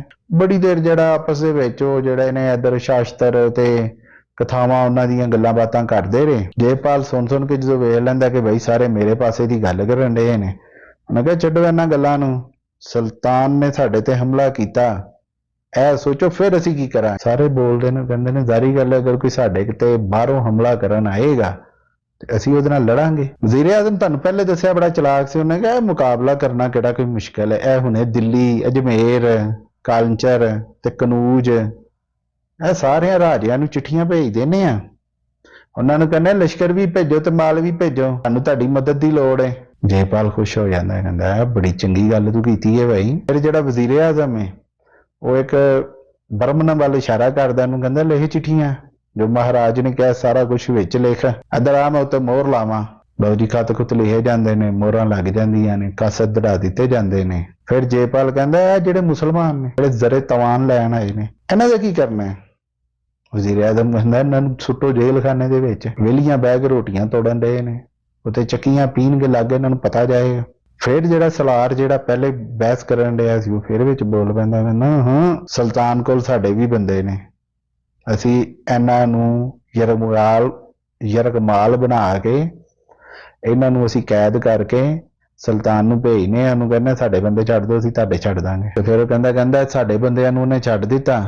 ਕਹਿੰਦਾ ਫਿਰ ਰਾਜਾ ਕਹਿੰਦਾ ਫਿਰ ਉਸੇ ਟਾਈਮ ਇਹਨਾਂ 50 ਦੇ 50 ਬੰਦਿਆਂ ਦੀਆਂ ਧੌਣਾ ਲਾ ਕੇ ਪਰਾਂ ਸੁੱਟਾਂਗੇ, ਕੋਈ ਗੱਲ ਨਹੀਂ, ਨੱਪ ਛੜਾਂਗੇ, ਕਿਤੇ ਫੂਕ ਛੜਾਂਗੇ। ਦਾਦਾ ਤੈਨੂੰ ਫੌਰਨ ਜਿਹੜਾ ਏ ਬਰਮਨ ਨੂੰ ਕਿਹਾ, ਨੂੰ ਜਾ ਕੇ ਨਾ ਮੁਸਲਮਾਨਾਂ ਨੂੰ ਬੁਲਾ ਕੇ ਲਿਆ। ਬੜਾ ਉਹਨਾਂ ਨੇ ਜਿਹੜਾ 4-5 ਦਿਨ ਜਿਹੜਾ ਨਾ ਸਕੂਨ ਕਰ ਲਿਆ। ਅੱਜ ਉਹਨਾਂ ਦੀ ਵੀ ਗੱਲ ਸੁਣੀਏ ਉਹ ਕੀ ਕਹਿੰਦੇ ਨੇ। ਲੋ ਜੀ, ਬਰਮਨ ਜਿਹੜਾ ਮੁਸਲਮਾਨਾਂ ਨੂੰ ਲੈਣ ਚਲਾ ਜਾਂਦਾ ਹੈ। ਹੁਣ ਜਦੋਂ ਮੁਸਲਮਾਨਾਂ ਕੋਲ ਜਾਂਦਾ, ਮੁਸਲਮਾਨਾਂ ਨੂੰ ਕਹਿੰਦਾ ਬਈ ਤੁਹਾਡੇ ਸਲਾਰ 2 ਬੰਦੇ ਕੋਈ ਜਿਹੜੇ ਨੇ ਨਾ ਉਹ ਆ ਜਾਓ, ਰਾਜਾ ਨੇ ਦਰਬਾਰ ਲਾਇਆ ਤੇ ਅਸੀਂ ਜਿਹੜਾ ਹੈ ਨਾ ਤੁਹਾਡੇ ਨਾਲ ਗੱਲਬਾਤ ਕਰਨੀ ਹੈ। ਫਿਰ ਉਹ ਪਿੱਛੋਂ ਜਿਹੜਾ ਨਾ ਉਹ ਸਲਾਰ ਕਹਿੰਦਾ ਮੁਸਲਮਾਨਾਂ ਨੂੰ ਹਥਿਆਰਾਂ ਨਾਲ ਜਿਹੜਾ ਨਾ ਦਰਬਾਰ ਚ ਨਾ ਆਉਣ ਦੇਣਾ, ਉਹਨਾਂ ਨੇ ਕਾਬੂ ਨਹੀਂ ਜਿਹਾ ਨਾ। ਵਜ਼ੀਰ ਆਜ਼ਮ ਕਹਿੰਦਾ ਅੱਛਾ। ਉਹ ਫਿਰ ਪਹਿਰੇਦਾਰ ਇੱਕ ਹੋਰ ਨੂੰ ਪਿੱਛੇ ਭੇਜਦਾ, ਕਹਿੰਦਾ ਉਹਦੇ ਪਿੱਛੇ ਜਾ, ਉਹਨਾਂ ਨੂੰ ਕਿਹਾ ਕਿ ਤਲਵਾਰਾਂ ਤੇ ਖੰਜਰ ਜਿਹੜੇ ਨੇ ਨਾ ਉਹ ਕੋਈ ਨਾ ਲੈ ਕੇ ਆਏ ਦਰਬਾਰ ਚ। ਉਹਨਾਂ ਨੇ ਆਣਾ, ਉਹਨਾਂ ਨੂੰ ਕਹਿ ਦਿਓ ਕਿ ਸਾਡੀ ਜਿਹੜੀ ਹੈ ਨਾ ਪਰੰਪਰਾ ਹੈ ਕਿ ਦਰਬਾਰ ਦੇ ਵਿੱਚ ਕੋਈ ਵੀ ਬੰਦਾ ਜਿਹੜਾ ਹਥਿਆਰ ਲੈ ਕੇ ਨਹੀਂ ਆ ਸਕਦਾ। ਕਹਿੰਦਾ ਜੀ ਹਜ਼ੂਰ, ਮੈਂ ਹੁਣੇ ਭੱਜਾ ਜਾਣਾ। ਹੁਣ ਜੀ ਮੁਸਲਮਾਨ ਜਿਹੜੇ ਨੇ ਉਹਨਾਂ ਨੂੰ ਬੁਲਾ ਲਿਆ ਜਾਂਦਾ ਹੈ। ਮੁਸਲਮਾਨ ਆਪਣੇ ਸੁਲਤਾਨ ਨੇ ਉਹਨਾਂ ਨੂੰ ਪੁੱਤਰਾਂ ਵਾਂਗੂ ਪਾਲਿਆ ਸੀ, ਲਾਡਾਂ ਦੇ ਵਿੱਚ। ਜਦੋਂ ਮਰਜ਼ੀ ਸੁਲਤਾਨ ਦੀ ਖਿਦਮਤ 'ਚ ਹਾਜ਼ਰ ਹੋ ਜਾਂਦੇ ਸਨ ਤੇ ਦਰਬਾਰ ਦੇ ਅਦਾਬ ਜਿਹੜੇ ਨੇ ਉਹਦੇ ਮੁਤਾਬਕ ਸੁਲਤਾਨ ਨਾਲ ਗੱਲ ਕਰਦੇ ਸਨ। ਸੁਲਤਾਨ ਉਹਨਾਂ ਦੀ ਇਹ ਹੌਸਲਾ ਅਫਜ਼ਾਈ ਕਰਦਾ ਸੀ ਕਿ ਛਾਡੀ ਗੱਲਾਂ ਦੋ। ਉਹ ਉਸੇ ਤਰ੍ਹਾਂ ਜਿਹੜਾ ਵੇ ਜੇਪਾਲ ਦੇ ਦਰਬਾਰ 'ਚ ਗਏ। ਹੁਣ ਜਾ ਕੇ ਜਿਹੜਾ ਵੇ ਇੱਕ ਮੁਸਲਮਾਨ ਨੇ ਉਹਨੇ ਕਿਹਾ ਹਾਂਜੀ ਦੱਸੋ ਮੈਨੂੰ ਕਿ ਸਾਨੂੰ ਜਿਹੜਾ ਇਹ ਜ਼ਰੇ ਤਵਾਨ ਕਿਦਨ ਦੋਗੇ? 5-7 ਦਿਨ ਹੋ ਗਏ ਨੇ ਸਾਨੂੰ ਇੱਥੇ ਆਏ ਆ, ਅਸੀਂ ਵਾਪਸ ਜਾ ਕੇ ਸੁਲਤਾਨ ਨੂੰ ਰਿਪੋਰਟ ਵੀ ਕਰਨਾ। ਹੁਣ ਇਹ ਹੋਇਆ ਕਿ ਜਦੋਂ ਉਹਨਾਂ ਨੇ ਕਿਹਾ ਨਾ ਜੀ ਹਥਿਆਰ ਵੀ ਨਹੀਂ ਦਰਬਾਰ ਚ ਲੈ ਕੇ ਆਣੇ ਤੇ ਇਹ ਵੀ ਨਹੀਂ ਕਰਨਾ ਤੇ ਉਹ ਵੀ ਨਹੀਂ ਕਰਨਾ, ਤੇ ਉਹ ਜਿਹੜਾ ਕਾਫਲੇ ਦਾ ਸਲਾਰ ਸੀ ਇਜ਼ੁਦੀਨ, ਉਹਨੂੰ ਨਾ ਗੱਲ ਜੀ ਫੜਕ ਗਈ ਕਿ ਇਹ ਕੋਈ ਟਾਲਮਟੋਲ ਕਰਨ ਡੇ ਨੇ, ਇਹਨਾਂ ਨਾਲ ਗੱਲ ਕਰੋ, ਇਹ ਗੱਲ ਸਿੱਧੇ ਮੂੰਹ ਨਹੀਂ ਕਰਦੇ। ਉਹਨਾਂ ਉਸੇ ਟਾਈਮ ਆਪਣੇ ਚੋਂ ਇੱਕ ਬੰਦਾ ਸੁਲਤਾਨ ਵੱਲ ਦੜਾ ਦਿੱਤਾ ਰੁਕਾ ਲੈ ਕੇ ਕਿ ਲੱਗਦਾ ਇੱਥੇ ਦਾਲ 'ਚ ਕੁਛ ਕਾਲਾ ਏ ਤੇ ਸਾਡੇ ਨਾਲ ਬਹੁਤ ਨਫ਼ਰਤ ਕੀਤੀ ਜਾ ਰਹੀ, ਹੋ ਸਕਦਾ ਸਾਨੂੰ ਕਤਲ ਕਰ ਦਿੱਤਾ ਜਾਏ ਜਾਂ ਸਾਨੂੰ ਗ੍ਰਿਫਤਾਰ ਕਰ ਲਿਆ ਜਾਏ, ਤੇ ਲਿਹਾਜ਼ਾ ਸਾਨੂੰ ਬਹੁਤੇ ਦਿਨ ਲੱਗ ਗਏ ਤੇ ਸਾਨੂੰ ਬਚਾਉਣ ਵਾਸਤੇ ਬੰਦੇ ਭੇਜ ਦੇਣਾ। ਹੁਣ ਉਹ ਬੰਦਾ ਜਿਹੜਾ ਉਹਨੇ ਘੋੜਾ ਦੜਾ ਦਿੱਤਾ ਗਜ਼ਨੀ ਵੱਲ। ਉਧਰ ਜਿਹੜਾ ਇਹ 2 ਦਿਨ ਪਹਿਲੇ ਮਨਸੂਰ ਜਿਹੜਾ ਬਾਜ਼ਾਰ 'ਚ ਫਿਰਨ ਡਿਆ ਸੀ, ਖੁੱਲਾ ਬਾਜ਼ਾਰ ਸੀ ਉਹ, ਤੇ ਉੱਥੇ ਜਿਹੜਾ ਇੱਕ ਘੋੜਾ ਰੇੜੀ ਉੱਤੇ ਜਿਹੜਾ ਵਜ਼ੀਰ ਆਜ਼ਮ ਦੀ ਧੀ ਜਿਹੜੀ ਹੈ ਉਹ ਬਹਿ ਕੇ ਸ਼ਹਿਰ ਦੀ ਸੈਰ ਕਰਨ ਡਈ ਸੀ। ਉਹ ਕਿਸੇ ਤਰ੍ਹਾਂ ਘੋੜਾ ਜਿਹੜਾ ਬੇਕਾਬੂ ਹੋ ਜਾਂਦਾ ਹੈ, ਡਰ ਜਾਂਦਾ ਹੈ, ਬਿਦਕ ਜਾਂਦਾ ਹੈ, ਤੇ ਉਹ ਵਜ਼ੀਰ ਆਜ਼ਮ ਦੀ ਧੀ ਜਿਹੜੀ ਹੈ ਉਹ ਚੀਕੋ ਰੌਲਾ ਪਾ ਦਿੰਦੀ ਹੈ। ਹੁਣ ਮਨਸੂਰ ਜਿਹੜਾ ਹੈ ਉਹ ਤੇ ਜਮੇ ਪਲੇ ਘੋੜਿਆਂ ਤੇ ਤੁਰਕ ਸਨ ਨਾਲੇ, ਉਹ ਵਜ਼ੀਰ ਆਜ਼ਮ ਦੀ ਧੀ ਨੂੰ ਬਚਾ ਲੈਂਦਾ ਹੈ। ਇਹ ਵੀ ਇੱਕ ਵਾਕਿਆ ਉਹਨਾਂ ਨਾਲ ਹੋਇਆ। ਉਸ ਤੋਂ ਬਾਅਦ ਤੁਹਾਨੂੰ ਦੱਸਿਆ ਕਿ ਬ੍ਰਾਹਮਣ ਜਿਹੜਾ ਹੈ ਉਹਨੂੰ ਇੱਕ ਨੂੰ ਹੱਥ ਲਾ ਦਿੱਤਾ, ਉਹ ਵੀ ਕਹੇ ਮੈਂ ਦੁਬਾਰਾ ਨਹਾਣਾ ਹੈ। ਉਹਨਾਂ ਨੂੰ ਬੜਾ ਜਿਹੜਾ ਨਾ ਅਜੀਬ ਜਿਹਾ ਲੱਗਿਆ ਨਾ। ਉਹਨਾਂ ਨੂੰ ਦਰਬਾਰ 'ਚ ਆ ਗਏ, ਦਰਬਾਰ 'ਚ ਆ ਕੇ ਉਹਨੇ ਕਿਹਾ, ਉਹਨਾਂ ਨੇ ਕਿਹਾ ਜੀ ਜ਼ਰੇ ਤਵਾਨ ਸਾਨੂੰ ਕਿੱਦੋਂ ਦੇਣਾ ਜੇ ਭਾਈ ਉਹ ਫਾਤੇ ਸਨ, ਉਹਨਾਂ 'ਚ ਰੋਬ ਤੇ ਦਬਦਬਾ ਆਪੇ ਹੀ ਆਣਾ ਸੀ। ਵਜ਼ੀਰ ਆਜ਼ਮ ਕਹਿੰਦਾ ਖਬਰਦਾਰ, ਰਾਜੇ ਦੀ ਤੁਸੀਂ ਬੇਇੱਜ਼ਤੀ ਕਰਨ ਦੇ, ਤੁਹਾਡੀ ਐਸੀ ਦੀ ਤੈਸੀ। ਉਹਨੇ ਕਿਹਾ ਅਸੀਂ ਤੇ ਆਪਣਾ ਹੱਕ ਮੰਗ ਰਹੇ ਹਾਂ, ਅਸੀਂ ਤੇ ਸੁਲਤਾਨ ਦਾ ਹੁਕਮ ਪੂਰਾ ਕਰਨ ਦੇ ਹਾਂ, ਅਸੀਂ ਬਿੱਸੀ ਤੇ ਨਹੀਂ ਕਰਨ ਦੇ। ਸਾਨੂੰ ਦੱਸੋ ਅਸੀਂ ਇੱਥੇ ਕਿੰਨੇ ਦਿਨ ਹੋਰ ਰਹਿਣਾ, ਮਾਲ ਸਾਨੂੰ ਦੇਵੋ, ਅਸੀਂ ਵਾਪਸ ਚੱਲੀਏ। ਸਾਡੀ ਜਾਨ ਤੇ ਮਾਲ ਦੀ ਗਰੰਟੀ ਜਿਹੜੀ ਹੈ ਤੁਹਾਡਾ ਰਾਜਾ ਦੇ ਕੇ ਆਇਆ ਹੈ, ਕਸਮ ਖਾ ਕੇ ਆਇਆ ਉੱਥੇ। ਲਓ ਜੀ ਇੰਨੀ ਗੱਲ ਹੁੰਦੀ ਹੈ ਤੇ ਉਹਨਾਂ ਨੂੰ ਕਰ ਲੈਂਦੇ ਨੇ, ਬਸ ਉਹ ਬਹਾਨਾ ਚਾਹ ਰਹੇ ਹੁੰਦੇ ਨੇ। ਉਹ ਕਹਿੰਦਾ ਓਏ ਤੂੰ ਸਾਡੇ ਰਾਜੇ ਦੀ ਬੇਇੱਜ਼ਤੀ ਕੀਤੀ, ਉਹਦੇ ਉੱਚਾ ਬੋਲੇ, ਤੁਹਾਡੀਆਂ ਧੌਣਾ ਲਾ ਦੇਣੀਆਂ ਚਾਹੀਦੀਆਂ ਨੇ। ਲਓ ਜੀ ਇਹ ਗੱਲ ਹੋ ਜਾਂਦੀ। ਉਹ ਵਿੱਚ ਲੋਕ ਪੈ ਪੂ ਕੇ ਜਿਹੜੇ ਸਿਆਣੇ ਸਨ ਰਾਜਾ ਜੇਪਾਲ ਦੇ ਦਰਬਾਰ ਦੇ, ਕੁਛ ਕਹਿੰਦੇ ਨੇ ਵਿੱਚ ਕੁਛ ਬੀਬੀਆਂ ਵੀ ਸਨ, ਉਹਨਾਂ ਨੇ ਵੀ ਪੈ ਪੂ ਕੇ ਜਿਹੜਾ ਨਾ ਕੋਈ ਝੂਠ ਸੱਚ ਬੋਲ ਕੇ ਮੁਸਲਮਾਨਾਂ ਦੀ ਸਰ ਕਲਮ ਤੋਂ ਰੋਕ ਦਿੱਤਾ, ਕਿਉਂਕਿ ਜੇਪਾਲ ਨੇ ਹੁਕਮ ਦੇ ਦਿੱਤਾ ਸੀ ਕਿ ਇਹਨਾਂ ਦੀਆਂ ਧੌਣਾ ਲਾ ਦਿਓ ਤੇ ਸ਼ਹਿਰ ਦੇ ਮੇਨ ਦਰਵਾਜ਼ੇ ਦੇ ਉੱਤੇ ਲਟਕਾ ਦਿਓ। ਉਹ ਜੀ ਉਹਨਾਂ ਦੀ ਜਾਨ ਬਖਸ਼ੀ ਹੋਈ ਕਹਿੰਦੇ ਜੀ ਇਹਨਾਂ ਨੂੰ ਕੈਦ ਕਰ ਲਓ ਤੇ ਫੌਰਨ ਜਿਹੜਾ ਜੰਗ ਦੀ ਤਿਆਰੀ ਦਾ ਐਲਾਨ ਕਰ ਲਓ ਜੀ। ਉਧਰੋਂ ਜਿਹੜਾ ਸੁਲਤਾਨ ਦੇ ਕੋਲ ਕਾਸਦ ਜਾਂਦਾ ਹੈ, ਕਾਸਦ ਜਾ ਕੇ ਸਾਰੀ ਕਹਾਣੀ ਦੱਸਦਾ ਹੈ ਕਿ ਜੋ ਉਹਨਾਂ ਨਾਲ ਹਾਲਾਤ ਹੋਏ, ਜਿਸ ਤਰ੍ਹਾਂ ਹੋਇਆ। ਉਹਨੇ ਕਿਹਾ ਕਿ ਜਦੋਂ ਮੈਂ ਨਿਕਲਿਆ ਵਾਂ ਉਦੋਂ ਮਨਸੂਰ ਤੇ ਇਜ਼ੁਦੀਨ ਜੇਪਾਲ ਦੇ ਦਰਬਾਰ 'ਚ ਗਏ ਸਨ, ਲੇਕਿਨ ਵਾਪਸ ਜਦੋਂ ਆਏ ਨੇ ਉਹਨਾਂ ਨੂੰ ਰੱਸਿਆਂ 'ਚ ਬੰਨਿਆ ਸੀ। ਇਹਦਾ ਮਤਲਬ ਬਾਕੀ ਸਾਰੇ ਮੇਰੇ ਜਿਹੜੇ ਸਾਥੀ ਨੇ ਉਹ ਵੀ ਕੈਦ ਕਰ ਲਏ ਗਏ ਹੋਣੇ ਨੇ। ਸੁਲਤਾਨ ਨੂੰ ਸੁਣ ਕੇ ਬੜਾ ਗੁੱਸਾ ਆਉਂਦਾ ਹੈ, ਕਹਿੰਦਾ ਇਹ ਤੇ ਅਹਿਦ ਸ਼ਿਕਨੀ ਕੀਤੀ ਹੈ। ਸੁਲਤਾਨ ਦਾ ਬੇਟਾ ਉਹਦੇ ਕੋਲ ਹੁੰਦਾ ਹੈ, ਉਹ ਸੁਲਤਾਨ ਨੂੰ ਜਿਹੜਾ ਹੌਸਲਾ ਦਿੰਦਾ ਹੈ ਕਿ ਕੋਈ ਗੱਲ ਨਹੀਂ, ਮੈਂ ਤੇ ਤੁਹਾਨੂੰ ਪਹਿਲੇ ਕਿਹਾ ਸੀ ਜਦੋਂ ਸੁਲ੍ਹਾ ਕਰ ਰਹੇ ਸੀ ਕਿ ਇਹਨਾਂ ਦੇ ਉੱਤੇ ਇਤਬਾਰ ਨਾ ਕਰੋ, ਇਹ ਇਤਬਾਰ ਕਰਨ ਦੇ ਕਾਬਿਲ ਨਹੀਂ ਹੈ। ਮੈਂ ਕਿਹਾ ਠੀਕ ਹੈ, ਤੂੰ ਸਹੀ ਕਹਿੰਦਾ ਸੀ, ਮੈਨੂੰ ਪਤਾ ਹੈ, ਲੇਕਿਨ ਹੁਣ ਕੀ ਹਾਲ ਹੈ? ਉਹਨਾਂ ਨੇ ਕਿਹਾ ਹੁਣ ਇਹੀ ਇੱਕ ਜੰਗ ਦੀ ਤਿਆਰੀ। ਸੁਲਤਾਨ ਕੋਲ ਖਬਰ ਪਹਿਲੇ ਜਦੋਂ ਪਹੁੰਚ ਗਈ ਤੇ ਸੁਲਤਾਨ ਨੇ ਆਪਣੇ ਸਾਰਿਆਂ ਨੂੰ ਮਸ਼ੀਰਾਂ ਨੂੰ ਬੁਲਾਇਆ। ਉਹਨਾਂ ਨੇ ਕਿਹਾ ਜੀ ਸਾਡੇ 50 ਭਰਾ ਜਿਹੜੇ ਨੇ ਉਹ ਉੱਥੇ ਨੇ ਤੇ ਉਹਨਾਂ ਨੂੰ ਛਡਾਉਣ ਵਾਸਤੇ ਅਸੀਂ ਲਾਹੌਰ ਤੇ ਚੜ੍ਹਾਈ ਕਰਨੀ ਹੈ। ਜੰਗ ਦੀਆਂ ਤਿਆਰੀਆਂ ਕਰੋ, ਰਖਤੇ ਸਫਰ ਬੰਨਣ ਦੀਆਂ ਤਿਆਰੀਆਂ ਕਰੋ, ਬਹੁਤੇ ਤੋਂ ਬਹੁਤੇ ਜਿਹੜੇ ਲੋਕ ਨੇ ਉਹਨਾਂ ਨੂੰ ਜੰਗ ਵਾਸਤੇ ਭਰਤੀ ਕਰੋ, ਉਹਨਾਂ ਨੂੰ ਚੰਗੀ ਤਰ੍ਹਾਂ ਜਿਹੜਾ ਟ੍ਰੇਨਡ ਕਰੋ। ਇਧਰੋਂ ਜੇਪਾਲ ਤੇ ਵਜ਼ੀਰ ਆਜ਼ਮ ਨੇ ਸਲਾਹ ਬਣਾਈ। ਉਹਨਾਂ ਨੇ ਕਿਹਾ ਜੀ ਇਹ ਇੱਕ ਵਫਦ ਜਿਹੜਾ ਨਾ ਹਿੰਦੂਆਂ ਦਾ, ਇਹਨੂੰ ਭੇਜਿਆ ਜਾਏ ਖਤ ਦੇ ਕੇ ਸੁਲਤਾਨ ਕੋਲ, ਤਾਂ ਕਿ ਇਧਰੋਂ ਉਹਨਾਂ ਨੇ ਸਲਾਹ ਬਣਾ ਕੇ ਜਿਹੜਾ ਨਾ ਇੱਕ ਵਫਦ ਜਿਹੜਾ ਵੇ ਉਹ ਗਜ਼ਨੀ ਵੱਲ ਰਵਾਨਾ ਕੀਤਾ, ਤਾਂ ਕਿ ਸੁਲਤਾਨ ਨੂੰ ਜਾ ਕੇ ਇਹ ਕਿਹਾ ਜਾਏ ਕਿ ਸਾਡੇ ਜਿਹੜੇ ਬੰਦੇ ਤੇਰੇ ਕੋਲ ਨੇ ਤੂੰ ਇਹਨਾਂ ਨੂੰ ਛੱਡ ਦੇ, ਅਸੀਂ ਤੁਹਾਡੇ ਬੰਦੇ ਛੱਡ ਦਾਂਗੇ। ਹੁਣ ਕੋਈ ਮਹੀਨਾ ਕਹਿੰਦੇ ਨੇ ਲਿਖਦੇ ਨੇ, ਕੋਈ ਕਹਿੰਦੇ ਨੇ 1.5 ਮਹੀਨੇ ਬਾਅਦ ਜਿਹੜਾ ਵਫਦ ਜਿਹੜਾ ਵੇ ਇਹ ਗਜ਼ਨੀ ਪਹੁੰਚ ਜਾਏ। ਉੱਥੇ ਜਦੋਂ ਮੁਸਲਮਾਨ ਵੇਖਦੇ ਨੇ ਕਿ ਨੰਗੇ ਪੜੰਗੇ ਮਾੜੀਆਂ ਇਹਨਾਂ ਨੇ ਕੱਚੀਆਂ ਜੀਆਂ ਲੁੰਗੀਆਂ ਜੀਆਂ ਪਾਈਆਂ ਨੇ, ਇਹ ਕੌਣ ਨੇ? ਤੇ ਉਹ ਮੁਸਲਮਾਨਾਂ ਦੇ ਜਦੋਂ ਲਿਬਾਸ ਵੇਖਦੇ ਨੇ ਉਹ ਹੈਰਾਨ ਹੋ ਜਾਂਦੇ ਨੇ ਕਿ ਸਾਰਿਆਂ ਨੇ ਨਵੇਂ ਕੱਪੜੇ ਬੜੇ ਸੋਹਣੇ ਪਾਏ ਨੇ, ਇਹ ਕੌਣ ਲੋਕ ਨੇ? ਜਦੋਂ ਉੱਥੇ ਵੱਡੇ ਵੱਡੇ ਘਰ, ਵੱਡੇ ਵੱਡੇ ਜਿਹੜਾ ਮਹੱਲ ਵੇਖਦੇ ਨੇ ਪਰੇਸ਼ਾਨ ਹੋ ਜਾਂਦੇ ਨੇ ਕਿ ਕੀ ਗੱਲ ਬਣੀ ਹੈ ਜੀ, ਸਾਡਾ ਤੇ ਸ਼ਹਿਰ ਇੰਜ ਦਾ ਹੈ ਹੀ ਨਹੀਂ। ਸ਼ਹਿਰ ਦੀ ਹਿਫਾਜ਼ਤ ਕਰਨ ਵਾਲੇ ਜਿਹੜੇ ਸਿਪਾਹੀ ਨੇ ਉਹ ਇਹਨਾਂ ਨੂੰ ਪੁੱਛਦੇ ਨੇ, ਹਾਂ ਬਈ ਤੁਸੀਂ ਕਿੱਧਰ ਆਏ ਹੋ ਬਈ? ਉਹ ਕਹਿੰਦੇ ਨੇ ਅਸੀਂ ਸੁਲਤਾਨ ਨੂੰ ਮਿਲਣਾ ਹੈ, ਅਸੀਂ ਜੇਪਾਲ ਦੇ ਲਸ਼ਕਰ ਦੇ ਸ਼ਹਿਰ ਚੋਂ ਆਏ ਹਾਂ, ਅੱਜ ਸਾਡਾ ਚੰਦ ਲੋਕਾਂ ਦਾ ਲਸ਼ਕਰ ਹੈ, ਅਸੀਂ ਸੁਲਤਾਨ ਨਾਲ ਕੁਝ ਗੱਲਾਂ ਬਾਤਾਂ ਕਰਨੀਆਂ ਨੇ ਤੇ ਲਿਹਾਜ਼ਾ ਸਾਨੂੰ ਸੁਲਤਾਨ ਨਾਲ ਮਿਲਣ ਦੀ ਜਿਹੜੀ ਹੈ ਨਾ ਇਜਾਜ਼ਤ ਦਿੱਤੀ ਜਾਏ। ਜਦ ਸੁਲਤਾਨ ਤੱਕ ਖਬਰ ਜਾਂਦੀ ਹੈ, ਸੁਲਤਾਨ ਕਹਿੰਦਾ ਠੀਕ ਹੈ ਦਰਬਾਰ ਮੁਨਕਦ ਕਰੋ। ਦਰਬਾਰ ਮੁਨਕਦ ਹੁੰਦਾ ਹੈ। ਹੁਣ ਸੁਲਤਾਨ ਸਬਕਤਗੀਨ ਦੇ ਦਰਬਾਰ ਦਾ ਇਹ ਹਾਲ ਸੀ ਕਿ ਆਮ ਲੋਕ ਵੀ ਜਿਹੜੇ ਨੇ ਉਹ ਦਰਬਾਰ ਦੀ ਕਾਰਵਾਈ ਸੁਣ ਸਕਦੇ ਸਨ, ਜਦਕਿ ਹਿੰਦੂਆਂ 'ਚ ਇਹ ਨਹੀਂ ਸੀ ਹੈ। ਹਿੰਦੂਆਂ 'ਚ ਜਿਹੜੇ ਉੱਚੇ ਦਰਜੇ ਦੇ ਲੋਕ ਸਨ ਉਹੀ ਸਿਰਫ ਜਿਹੜਾ ਦਰਬਾਰ ਦੀ ਕਾਰਵਾਈ ਸੁਣਦੇ ਸਨ, ਬਾਕੀਆਂ ਨੂੰ ਇਜਾਜ਼ਤ ਵੀ ਨਹੀਂ ਸੀ ਹੁੰਦੀ ਕਿ ਉਹ ਦਰਬਾਰ ਵੱਲ ਮੂੰਹ ਵੀ ਕਰ ਲੈਣ। ਉਹ ਇਹ ਵੀ ਚੀਜ਼ ਵੇਖ ਕੇ ਬੜੇ ਹੈਰਾਨ ਰਹਿੰਦੇ ਨੇ। ਹੁਣ ਜੀ ਸੁਲਤਾਨ ਨੂੰ ਪੁੱਛਦੇ ਨੇ, ਹਾਂ ਬਈ ਕਿੱਧਰ? ਸੁਲਤਾਨ ਨੂੰ ਕਹਿੰਦੇ ਨੇ ਹਾਂਜੀ ਸਾਨੂੰ ਜੇਪਾਲ ਨੇ ਭੇਜਿਆ ਹੈ, ਰੁਕੇ ਵਿੱਚ ਉਹਨਾਂ ਕੁਛ ਇੰਝ ਲਿਖਿਆ ਹੁੰਦਾ ਹੈ ਕਿ ਜਿਹੜਾ ਨਾ ਸਾਡੇ ਬੰਦੇ ਛੱਡ ਦੇ, ਨਹੀਂ ਤੇ ਤੇਰੇ ਬੰਦਿਆਂ ਨੂੰ ਕਤਲ ਵੀ ਕਰ ਦੇਣਾ ਤੇ ਤੇਰਾ ਸ਼ਹਿਰ ਵੀ ਆ ਕੇ ਮੈਂ ਤਬਾਹ ਕਰ ਦੇਣਾ। ਸੁਲਤਾਨ ਨੂੰ ਬੜਾ ਗੁੱਸਾ ਚੜਦਾ।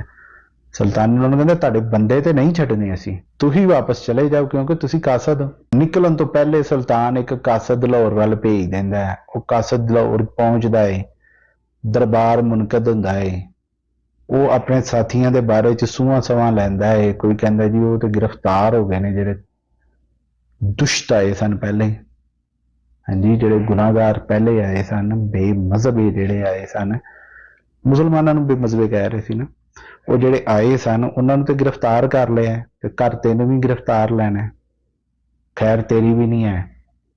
ਇੰਨੀ ਗੱਲ ਹੁੰਦੀ ਹੈ। ਅਗਲੇ ਦਿਨ ਦਰਬਾਰ ਲੱਗਦਾ ਹੈ, ਉਹ ਰੁਕਾ ਜਿਹੜਾ ਹੈ ਉਹ ਉਧਰ ਪਹੁੰਚਾਇਆ ਜਾਂਦਾ ਹੈ। ਉਹ ਇਹ ਹੁੰਦਾ ਹੈ ਕਿ ਮੁਸਲਮਾਨ ਕਹਿੰਦਾ ਹੈ ਕਿ ਮੈਂ ਕਾਸਦ ਹਾਂ ਤੇ ਸੁਲਤਾਨ ਨੇ ਮੈਨੂੰ ਕਿਹਾ ਸੀ ਕਿ ਜੇਪਾਲ ਨੂੰ ਕਹਿ ਕੇ ਸਾਡੇ ਬੰਦਿਆਂ ਨੂੰ ਛੱਡ ਦੇ, ਨਹੀਂ ਤੇ ਤੇਰੇ ਸ਼ਹਿਰ ਦੀ ਇੱਟ ਨਾਲ ਇੱਟ ਵਜਾ ਦਾਂਗੇ ਆ ਕੇ। ਜੇਪਾਲ ਨੂੰ ਬੜਾ ਗੁੱਸਾ ਚੜਦਾ, ਉਹ ਕੋਈ ਪੁੱਠੀ ਸਿੱਧੀ ਗੱਲ ਕਰਦਾ ਹੈ। ਕਾਸਦ ਅੱਗੋਂ ਫੇਰ ਕੁੱਦ ਕੇ ਪੈਂਦਾ ਹੈ।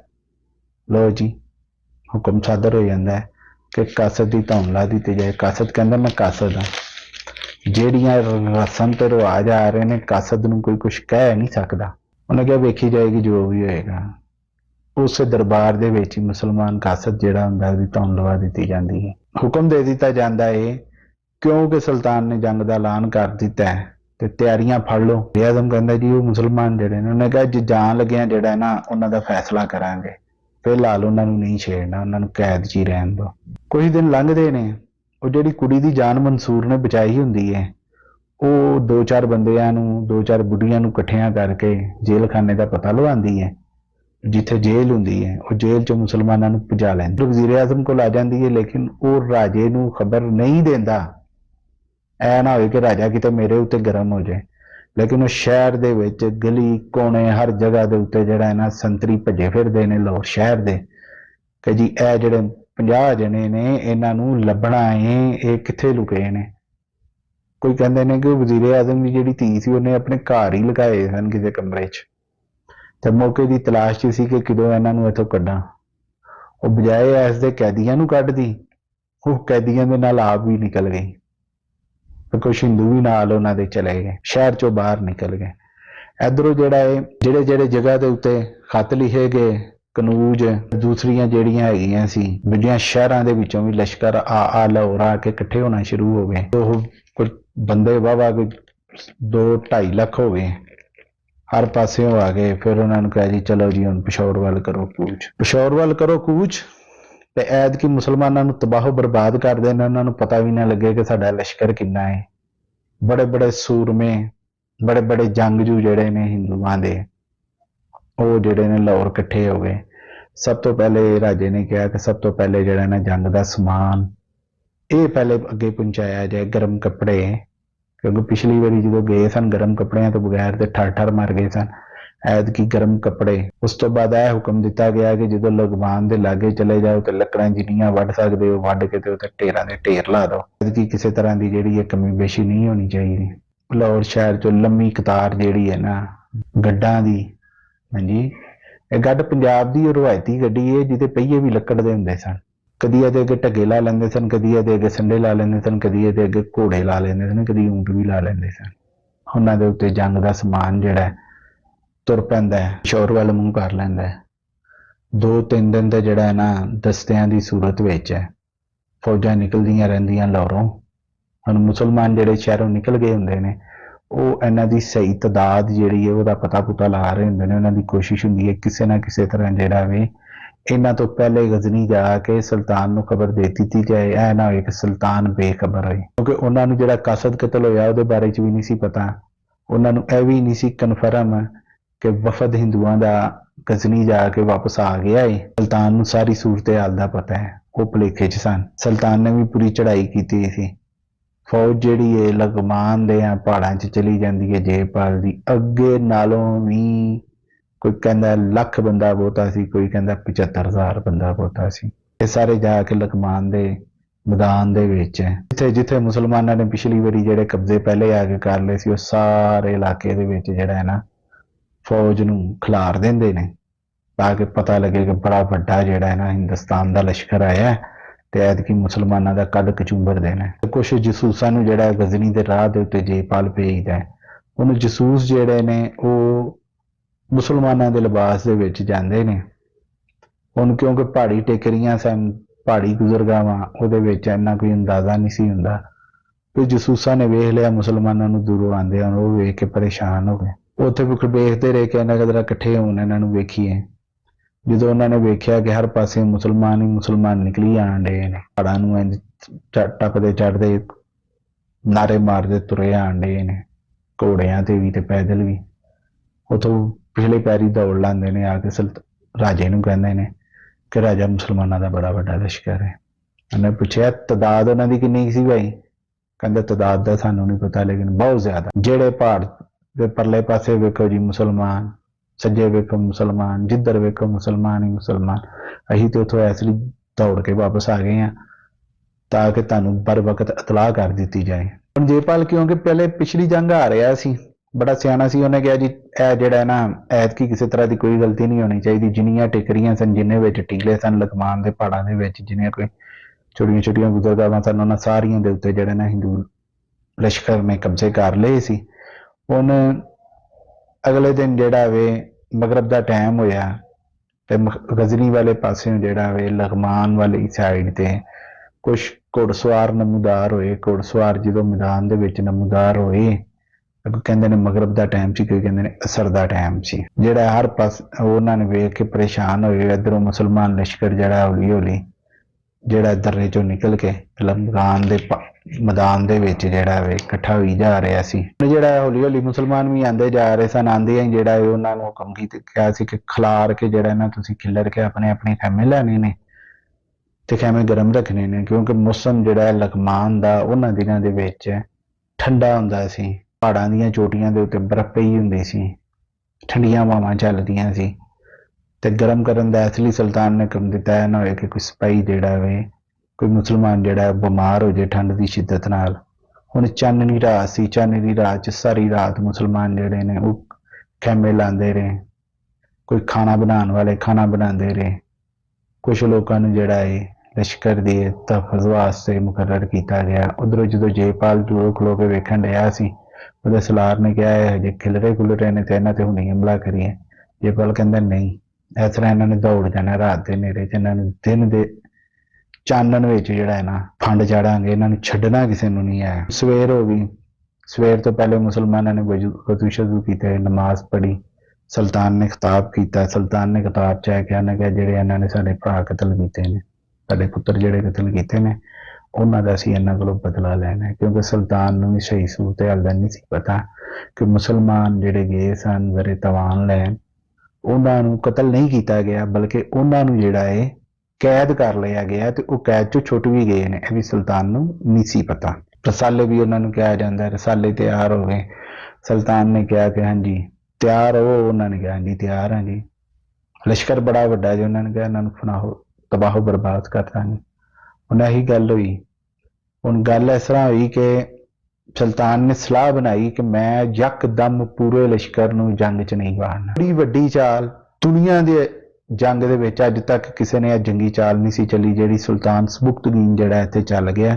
ਉਹਨੇ 500 ਘੋੜਸਵਾਰਾਂ ਦਾ ਦੇ ਰਸਾਲੇ ਬਣਾਏ, ਉਹਨਾਂ ਦਾ ਇੱਕ ਅਮੀਰ ਮੁਕਰਰ ਕੀਤਾ ਤੇ ਉਹਨਾਂ ਨੂੰ ਕਿਹਾ ਜੀ ਇਹ 500 ਨੇ ਲੜਨਾ ਹੈ। ਜਦੋਂ ਕਮਜ਼ੋਰ ਵੇਖੋ ਅਗਲੇ 500 ਬੰਦਾ ਫੇਰ ਜਾਏ, ਫੇਰ ਅਗਲਾ 500 ਬੰਦਾ ਜਾਏ। ਇਸ ਜੰਗ ਵਿੱਚ ਮੁਸਲਮਾਨਾਂ ਦੀ ਟੋਟਲ ਤਾਦਾਦ ਕੋਈ ਕਹਿੰਦਾ 35,000 ਸੀ, ਕੋਈ ਕਹਿੰਦਾ 40,000 ਸੀ, ਕੋਈ ਕਹਿੰਦਾ 25,000 ਸੀ, ਜਦਕਿ ਹਿੰਦੂ ਲਸ਼ਕਰ ਜਿਹੜਾ 2.5 ਲੱਖ ਤੋਂ ਜ਼ਿਆਦਾ ਸੀ। ਕਿਉਂਕਿ ਜਿਹੜਾ ਹਿੰਦੂ ਮੁਸਨਫਾਂ ਨੇ ਵੀ ਲਿਖਿਆ, ਉਹਨਾਂ ਨੇ ਵੀ 2.5 ਲੱਖ ਤੋਂ ਜ਼ਿਆਦਾ ਹਿੰਦੂ ਲਸ਼ਕਰ ਦੱਸਿਆ ਹੈ, ਤਾਦਾਦ ਤੋਂ 5 ਗੁਣਾ ਜ਼ਿਆਦਾ, ਕਿ ਮੁਸਲਮਾਨਾਂ ਤੋਂ 5 ਗੁਣਾ ਜ਼ਿਆਦਾ ਹਿੰਦੂ ਲਸ਼ਕਰ ਸੀ। 25,000 ਵੀ ਹੈ ਤੇ 5 ਗੁਣਾ ਹਿਸਾਬ ਲਾ ਲਓ ਕਿੱਥੇ ਚਲਾ ਜਾਂਦਾ ਹੈ।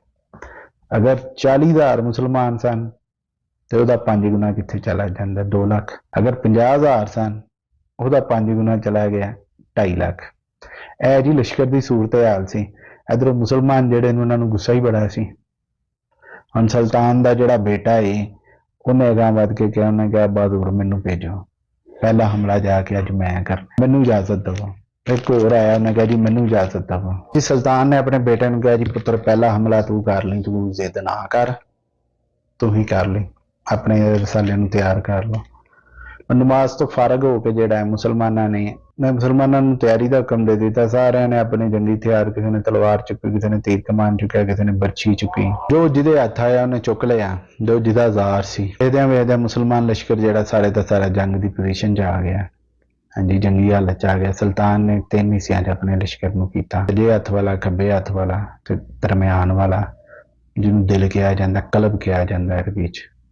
ਹੁਣ ਕਲਬ ਦੇ ਵਿੱਚ ਸੁਲਤਾਨ ਆਪ ਸੀ, ਸੁਲਤਾਨ ਦਾ ਖੁਸੂਸੀ ਮੁਹਾਫਿਜ਼ ਦਸਤਾ ਕਲਬ ਦੇ ਵਿੱਚ ਸੀ ਤੇ ਦੂਰ ਦੂਰ ਤੱਕ ਲਸ਼ਕਰ ਸੁਲਤਾਨ ਨੇ ਫੈਲਾਇਆ ਸੀ ਕਿ ਇਹ ਸੀ ਕਿ ਜਿਹੜਾ ਖੱਬੇ ਪਾਸੇ ਵਾਲਾ ਸੀ ਉਹ ਸੱਜੇ ਪਾਸੇ ਵਾਲੇ ਨੂੰ ਨਹੀਂ ਸੀ ਵੇਖ ਸਕਦਾ, ਸੱਜੇ ਪਾਸੇ ਵਾਲਾ ਖੱਬੇ ਪਾਸੇ ਵਾਲੇ ਨੂੰ ਨਹੀਂ ਸੀ ਵੇਖ ਸਕਦਾ। ਇਸ ਤਰ੍ਹਾਂ ਹਿਸਾਬ ਸੀ।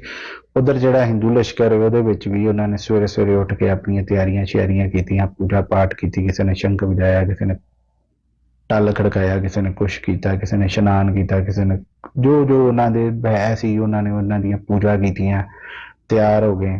ਇਧਰੋਂ ਤਿਆਰ ਹੋ ਕੇ ਜੰਗੀ ਪੋਜੀਸ਼ਨ 'ਚ ਆ ਗਏ। ਹੁਣ ਵਾਹਵਾ ਦੇਰ ਜਿਹੜਾ ਆਮਣੇ ਸਾਹਮਣੇ ਹੋ ਕੇ ਇੱਕ ਦੂਜੇ ਨੂੰ ਵੇਖਦੇ ਰਹੇ। ਸੂਰਜ ਜਿਹੜਾ ਚੜ੍ਹਨ ਡਿਆ ਸੀ। ਇਧਰੋਂ ਜਿਹੜਾ ਜੇਪਾਲ ਨੇ ਆਪਣੇ ਸਿਪਾਹ ਸਲਾਰ ਨੂੰ ਕਿਹਾ ਚਲੋ ਜੀ ਹਮਲੇ ਦਾ ਹੁਕਮ ਦਿਓ। ਹੁਣ ਹਮਲੇ ਦਾ ਹੁਕਮ ਹੋ ਗਿਆ। ਇਧਰੋਂ ਜਦੋਂ ਮੁਸਲਮਾਨਾਂ ਨੇ ਵੇਖਿਆ ਕਿ ਤਬਲੇ ਜੰਗ ਜਿਹੜਾ ਹੈ ਉਹ ਵੱਜ ਗਿਆ ਤੇ ਮਹਿਮੂਦ ਜਿਹੜਾ ਸੁਲਤਾਨ ਦਾ ਬੇਟਾ ਸੀ ਉਹਨੇ ਆਪਣੇ ਰਸਾਲੇ ਨੂੰ ਜਿਹੜਾ ਪਿਆਰ ਕੀਤਾ, ਆਪਣੇ ਘੋੜੇ ਨੂੰ ਏੜ ਲਾਈ। ਹਾਂਜੀ, ਉਹ ਕਹਿੰਦੇ ਨਾ ਕੱਛ ਦੇ ਵਿੱਚ ਜਿਵੇਂ ਕਰੀ ਦੀ ਹੈ, ਇਸ ਤਰ੍ਹਾਂ ਹੀ ਉਹ ਅੱਡੀ ਨਾਲ ਜਿਹੜਾ ਨਾ ਘੋੜੇ ਦੇ ਢਿੱਡ ਦੇ ਉੱਤੇ ਮਾਰੀ ਦੀ ਹੈ, ਦੋਵੇਂ ਪਾਸਿਆਂ ਤੋਂ ਘੋੜਾ ਜਿਹੜਾ ਦੌੜਨਾ ਸ਼ੁਰੂ ਹੋ ਜਾਂਦਾ ਹੈ ਜੀ। ਘੋੜਿਆਂ ਨੂੰ ਏਡਾਂ ਲਾਈਆਂ, ਘੋੜੇ ਜਿਹੜੇ ਨੇ ਭੱਜਣਾ ਸ਼ੁਰੂ ਹੋ ਗਏ। ਇੱਧਰੋਂ 500 ਦਾ ਲਸ਼ਕਰ, ਇੱਧਰ ਜਿਹੜਾ ਲੱਖਾਂ ਦਾ ਲਸ਼ਕਰ।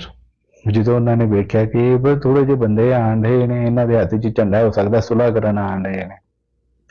ਹੁਣ ਜਿਹੜਾ ਹਿੰਦੂਆਂ ਦਾ ਰਾਜਪੂਤ ਲਸ਼ਕਰ ਸੀ, ਕਹਿੰਦੇ ਇਹ ਡਰ ਗਏ ਨੇ ਸਾਡੀ ਤਦਾਦ ਤੋਂ, ਅਸੀਂ ਇਹਨਾਂ ਨੂੰ ਖਾ ਪੀ ਜਾ। ਉਹ ਬੜੇ ਮਗਰੂਰੇ ਸਨ, ਉਹਨਾਂ ਨੂੰ ਆਪਣੀ ਤਦਾਦ ਦੇ ਉੱਤੇ ਜਿਹੜਾ ਹੈ ਨਾ ਬੜਾ ਫਖਰ ਸੀ। ਹੁਣ ਇਹ ਸਾਰੀਆਂ ਗੱਲਾਂ ਹੁੰਦੀਆਂ ਰਹੀਆਂ। ਹੁਣ ਜਦੋਂ ਮੁਸਲਮਾਨਾਂ ਦਾ ਰਸਾਲਾ ਲਾਗੇ ਆਇਆ ਤੇ ਇੱਧਰੋਂ ਜਿਹੜਾ ਹਿੰਦੂ ਰਸਾਲਾ ਅਗਾਂਹ ਵਧਿਆ, ਉਹਨਾਂ ਨੇ ਕਿਹਾ ਕਿੱਧਰ ਆਏ, ਸੁਲ੍ਹਾ ਕਰਨ ਆਏ ਹੋ? ਐਤਕੀ ਤੁਹਾਡੇ ਨਾਲ ਸੁਲ੍ਹਾ ਨਹੀਂ ਕਰਨੀ, ਐਤਕੀ ਤੁਹਾਨੂੰ ਵੱਢ ਟੁੱਕ ਦੇਣਾ, ਬਚ ਜੋ ਸਾਡੇ ਕੋਲੋਂ ਬਚਣਾ, ਜੇ ਦੌੜ ਜਾਓ ਇੱਥੋਂ। ਉਧਰੋਂ ਜਿਹੜਾ ਮੁਸਲਮਾਨਾਂ ਦਾ ਲਸ਼ਕਰ ਰਸਾਲਾ ਆਇਆ ਹੁੰਦਾ, ਉਹਦਾ ਜਿਹੜਾ ਸਲਾਰ ਹੁੰਦਾ, ਕਹਿੰਦਾ ਅਸੀਂ ਭੱਜਣ ਨਹੀਂ ਆਏ, ਅਸੀਂ ਜਾਂ ਤੁਹਾਨੂੰ ਭਜਾਵਾਂਗੇ ਜਾਂ ਤੁਹਾਨੂੰ ਵੱਢਾਂਗੇ, ਅਸੀਂ ਤੁਹਾਨੂੰ ਵੱਢਣ ਆਏ ਹਾਂ, ਕਤਲ ਕਰਨ ਆਏ ਹਾਂ। ਜਿਹੜੇ ਸਾਡੇ ਬੰਦੇ ਤੁਸੀਂ ਲਾਹੌਰ ਸ਼ਹਿਰ 'ਚ ਕਤਲ ਕੀਤੇ ਨੇ, ਅਸੀਂ ਉਹਨਾਂ ਦਾ ਇੰਤਕਾਮ ਵਾਸਤੇ ਆਏ ਹਾਂ।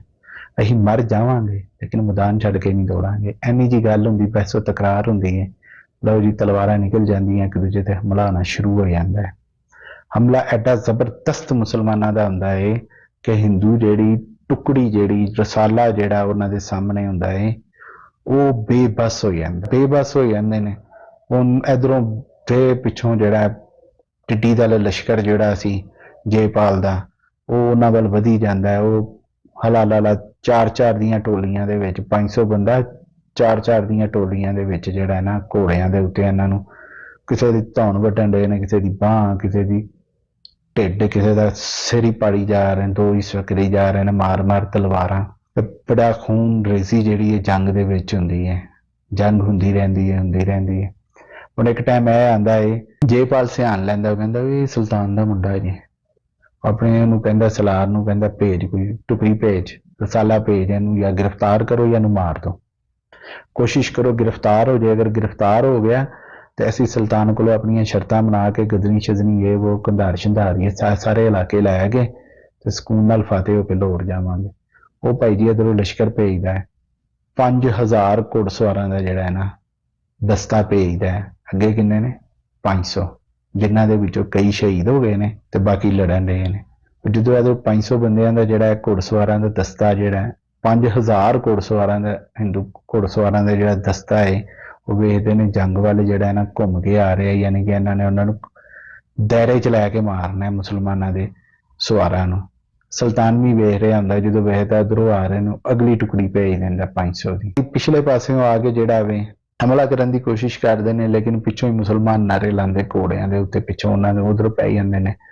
ਹੁਣ ਕੁਛ ਮੁਸਲਮਾਨ ਜਿਹੜੇ ਦਾਇਰੇ 'ਚ ਆਏ ਹੁੰਦੇ ਨੇ, ਉਹ ਦਾਇਰੇ ਦੀ ਸ਼ਕਲ 'ਚ ਹੀ ਲੜਨ ਰਹੇ ਹੁੰਦੇ ਨੇ, ਤੇ ਜਿਹੜੇ ਰਾਜਪੂਤ ਨੇ ਉਹ ਜਾਂ ਅੰਦਰ ਵਾਲਿਆਂ ਨਾਲ ਲੜਨ ਜਾਂ ਬਾਹਰ ਵਾਲਿਆਂ ਨਾਲ ਲੜਨ, ਉਹ ਦਾਇਰਾ ਟੁੱਟ ਜਾਂਦਾ, ਜੰਗ ਹੁੰਦੀ ਰਹਿੰਦੀ ਹੈ।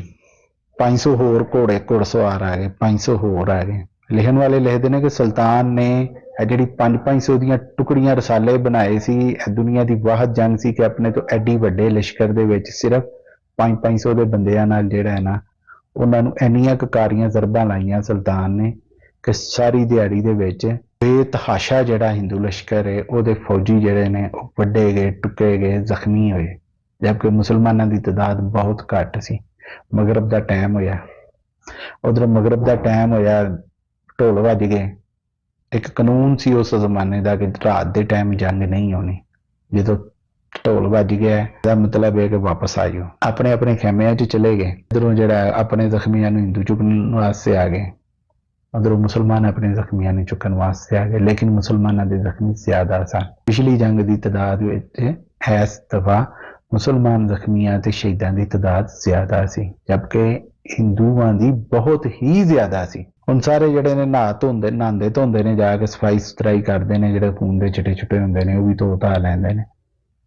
ਮਗਰਬ ਤੋਂ ਇਸ਼ਾ ਦੇ ਦਰਮਿਆਨ ਜਿਹੜਾ ਕੁਛ ਲੋਕ ਜਿਹੜੇ ਨੇ ਸੁਲਤਾਨ ਦੇ ਖੈਮੇ ਵੱਲ ਵੱਧ ਰਹੇ ਹੁੰਦੇ ਨੇ, ਮੁਹਾਫਿਜ਼ ਉਹਨਾਂ ਨੂੰ ਰੋਕਦੇ ਨੇ, ਪੁੱਛੋ ਓਏ ਖਲੋ ਜਾਓ, ਇੱਥੇ ਕੌਣ ਹੋ ਤੁਸੀਂ? ਜਸੂਸ ਹੋ। ਉਹਨਾਂ ਨੇ ਕਿਹਾ ਸੀ ਜਸੂਸ ਨਹੀਂ। ਉਹਨਾਂ 'ਚ ਇੱਕ ਅਗਾਂਹ ਵੱਧ ਕੇ ਕਹਿੰਦਾ ਮੇਰਾ ਨਾਮ ਮਨਸੂਰ ਹੈ, मैं लाहौर के कैदियां चों हाँ, मैं छुट के आ गया। दूजा कहता मैं इजुद्दीन। वो बड़े खुश हो जाते हैं, फौरन सुल्तान को खबर करते हैं। वो सारे का सारा जोड़ा 50 55 60 लोग सन सुल्तान की खिदमत च हाज़र होंगे ने। सुल्तान उन्होंने वेख के खुश हो जाता, कहता बल्ले मेरे जवानों, तो मैं तो समझा सी तुसीं जन्नत च सैर करन डे होवोगे, तुसीं इत्थे मैदाने जंग च आ गए हो। हुण जिहड़ा सारी गल हुंदी है, सुल्तान उन्होंने कहता चलो कोई नहीं, शाबाश तुसीं बच के आ गए हो, मेरी इज्जत तुहाडी जिंदगी दे नाल लगी सी, मेरी इज्जत बच गई है।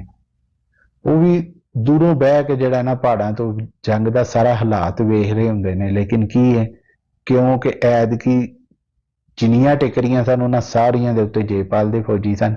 उन्हां नूं यह डर सी अगर असीं दिन दे टाइम लंघांगे इन्हां ने सानूं फड़ लैणा ते साडे कोल औज़ार ज़ूर भी इन्ने कोई नहीं है, ते नुकसान उठाउण तो चंगा है कि छुपदे छुपांदे सुल्तान कोल पहुंची। वो पहुंच जाते हैं, सुल्तान उन्होंने वास्ते खैमा लवा लैंदा है, तारफ हुंदा है जी ए फलानी बीबी है, फलानी बीबी है, फलाना हिंदू इन्होंने साडी मदद की। सुल्तान कहता मेहमानों वास्ते खैमे ला दो, तो जिहड़े अपने बंदे आए ने इन्हां वास्ते भी खैमे लाओ, इन्हां नूं ज़ार ज़ूर दवो, सारे खाना खुना इन्हां वास्ते चंगा तैयार करो जिस तरह का खांदे ने।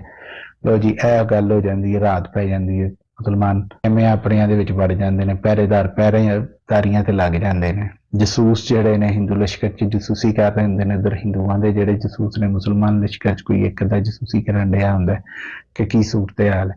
अगले दिन सुबह दा जिहड़ा है सूरज तलू हुंदा है, सुल्तान की ऐतकी भी प्लैनिंग वही होंगी है, मैं 500 के दस्ते भेजांगा ताकि जंग जिड्डी लम्मी होएगी उन्ना ही फायदा होएगा। हम सुबह जेड़ा है सुल्तान का बेटा फिर कहता जी ऐतकी फिर मैं जाना है। इधरों मंसूर से इजुद्दीन से उन्होंने कहा नहीं, ये साडे मुजरम ने, इन्हों असीं वड्डा टुकांगे। शहजादा मोहतरम तुसीं मलक साहब तुसीं नहीं जाना, मलक अरबी च शहजादे नूं कहंदे ने, तुरक जबान च भी शहजादे नूं मलक ही कहंदे ने। कहंदे मलक साहब तुसीं नहीं जाना, असीं जावांगे, तुसीं कल अपनी जंग लड़ ली, अज असीं लड़नी है। मंसूर ते इजुद्दीन नूं सुल्तान उन्हां दा दस्ता जिहड़ा पहले दा हुंदा है वो उन्हां नूं दिंदा है 500 बंदा, ते शहजादे नूं कहंदा तू तैयार रह भाई, अगर इन्हां च कोई थोड़ा जिहा कोई गल बान की कोशिश करे तू भी चले जाना। फिर अपने वजीर आजम का भी उन्हें दस्ता रखा हुंदा, अपना भी दस्ता रखा हुंदा। सारी गल एडा वड्डा लश्कर 500 च हिस्से करो तो कई सारी दिहाड़ी इंज लैन लग के तुरी जान, थक हार के वापस आई जान।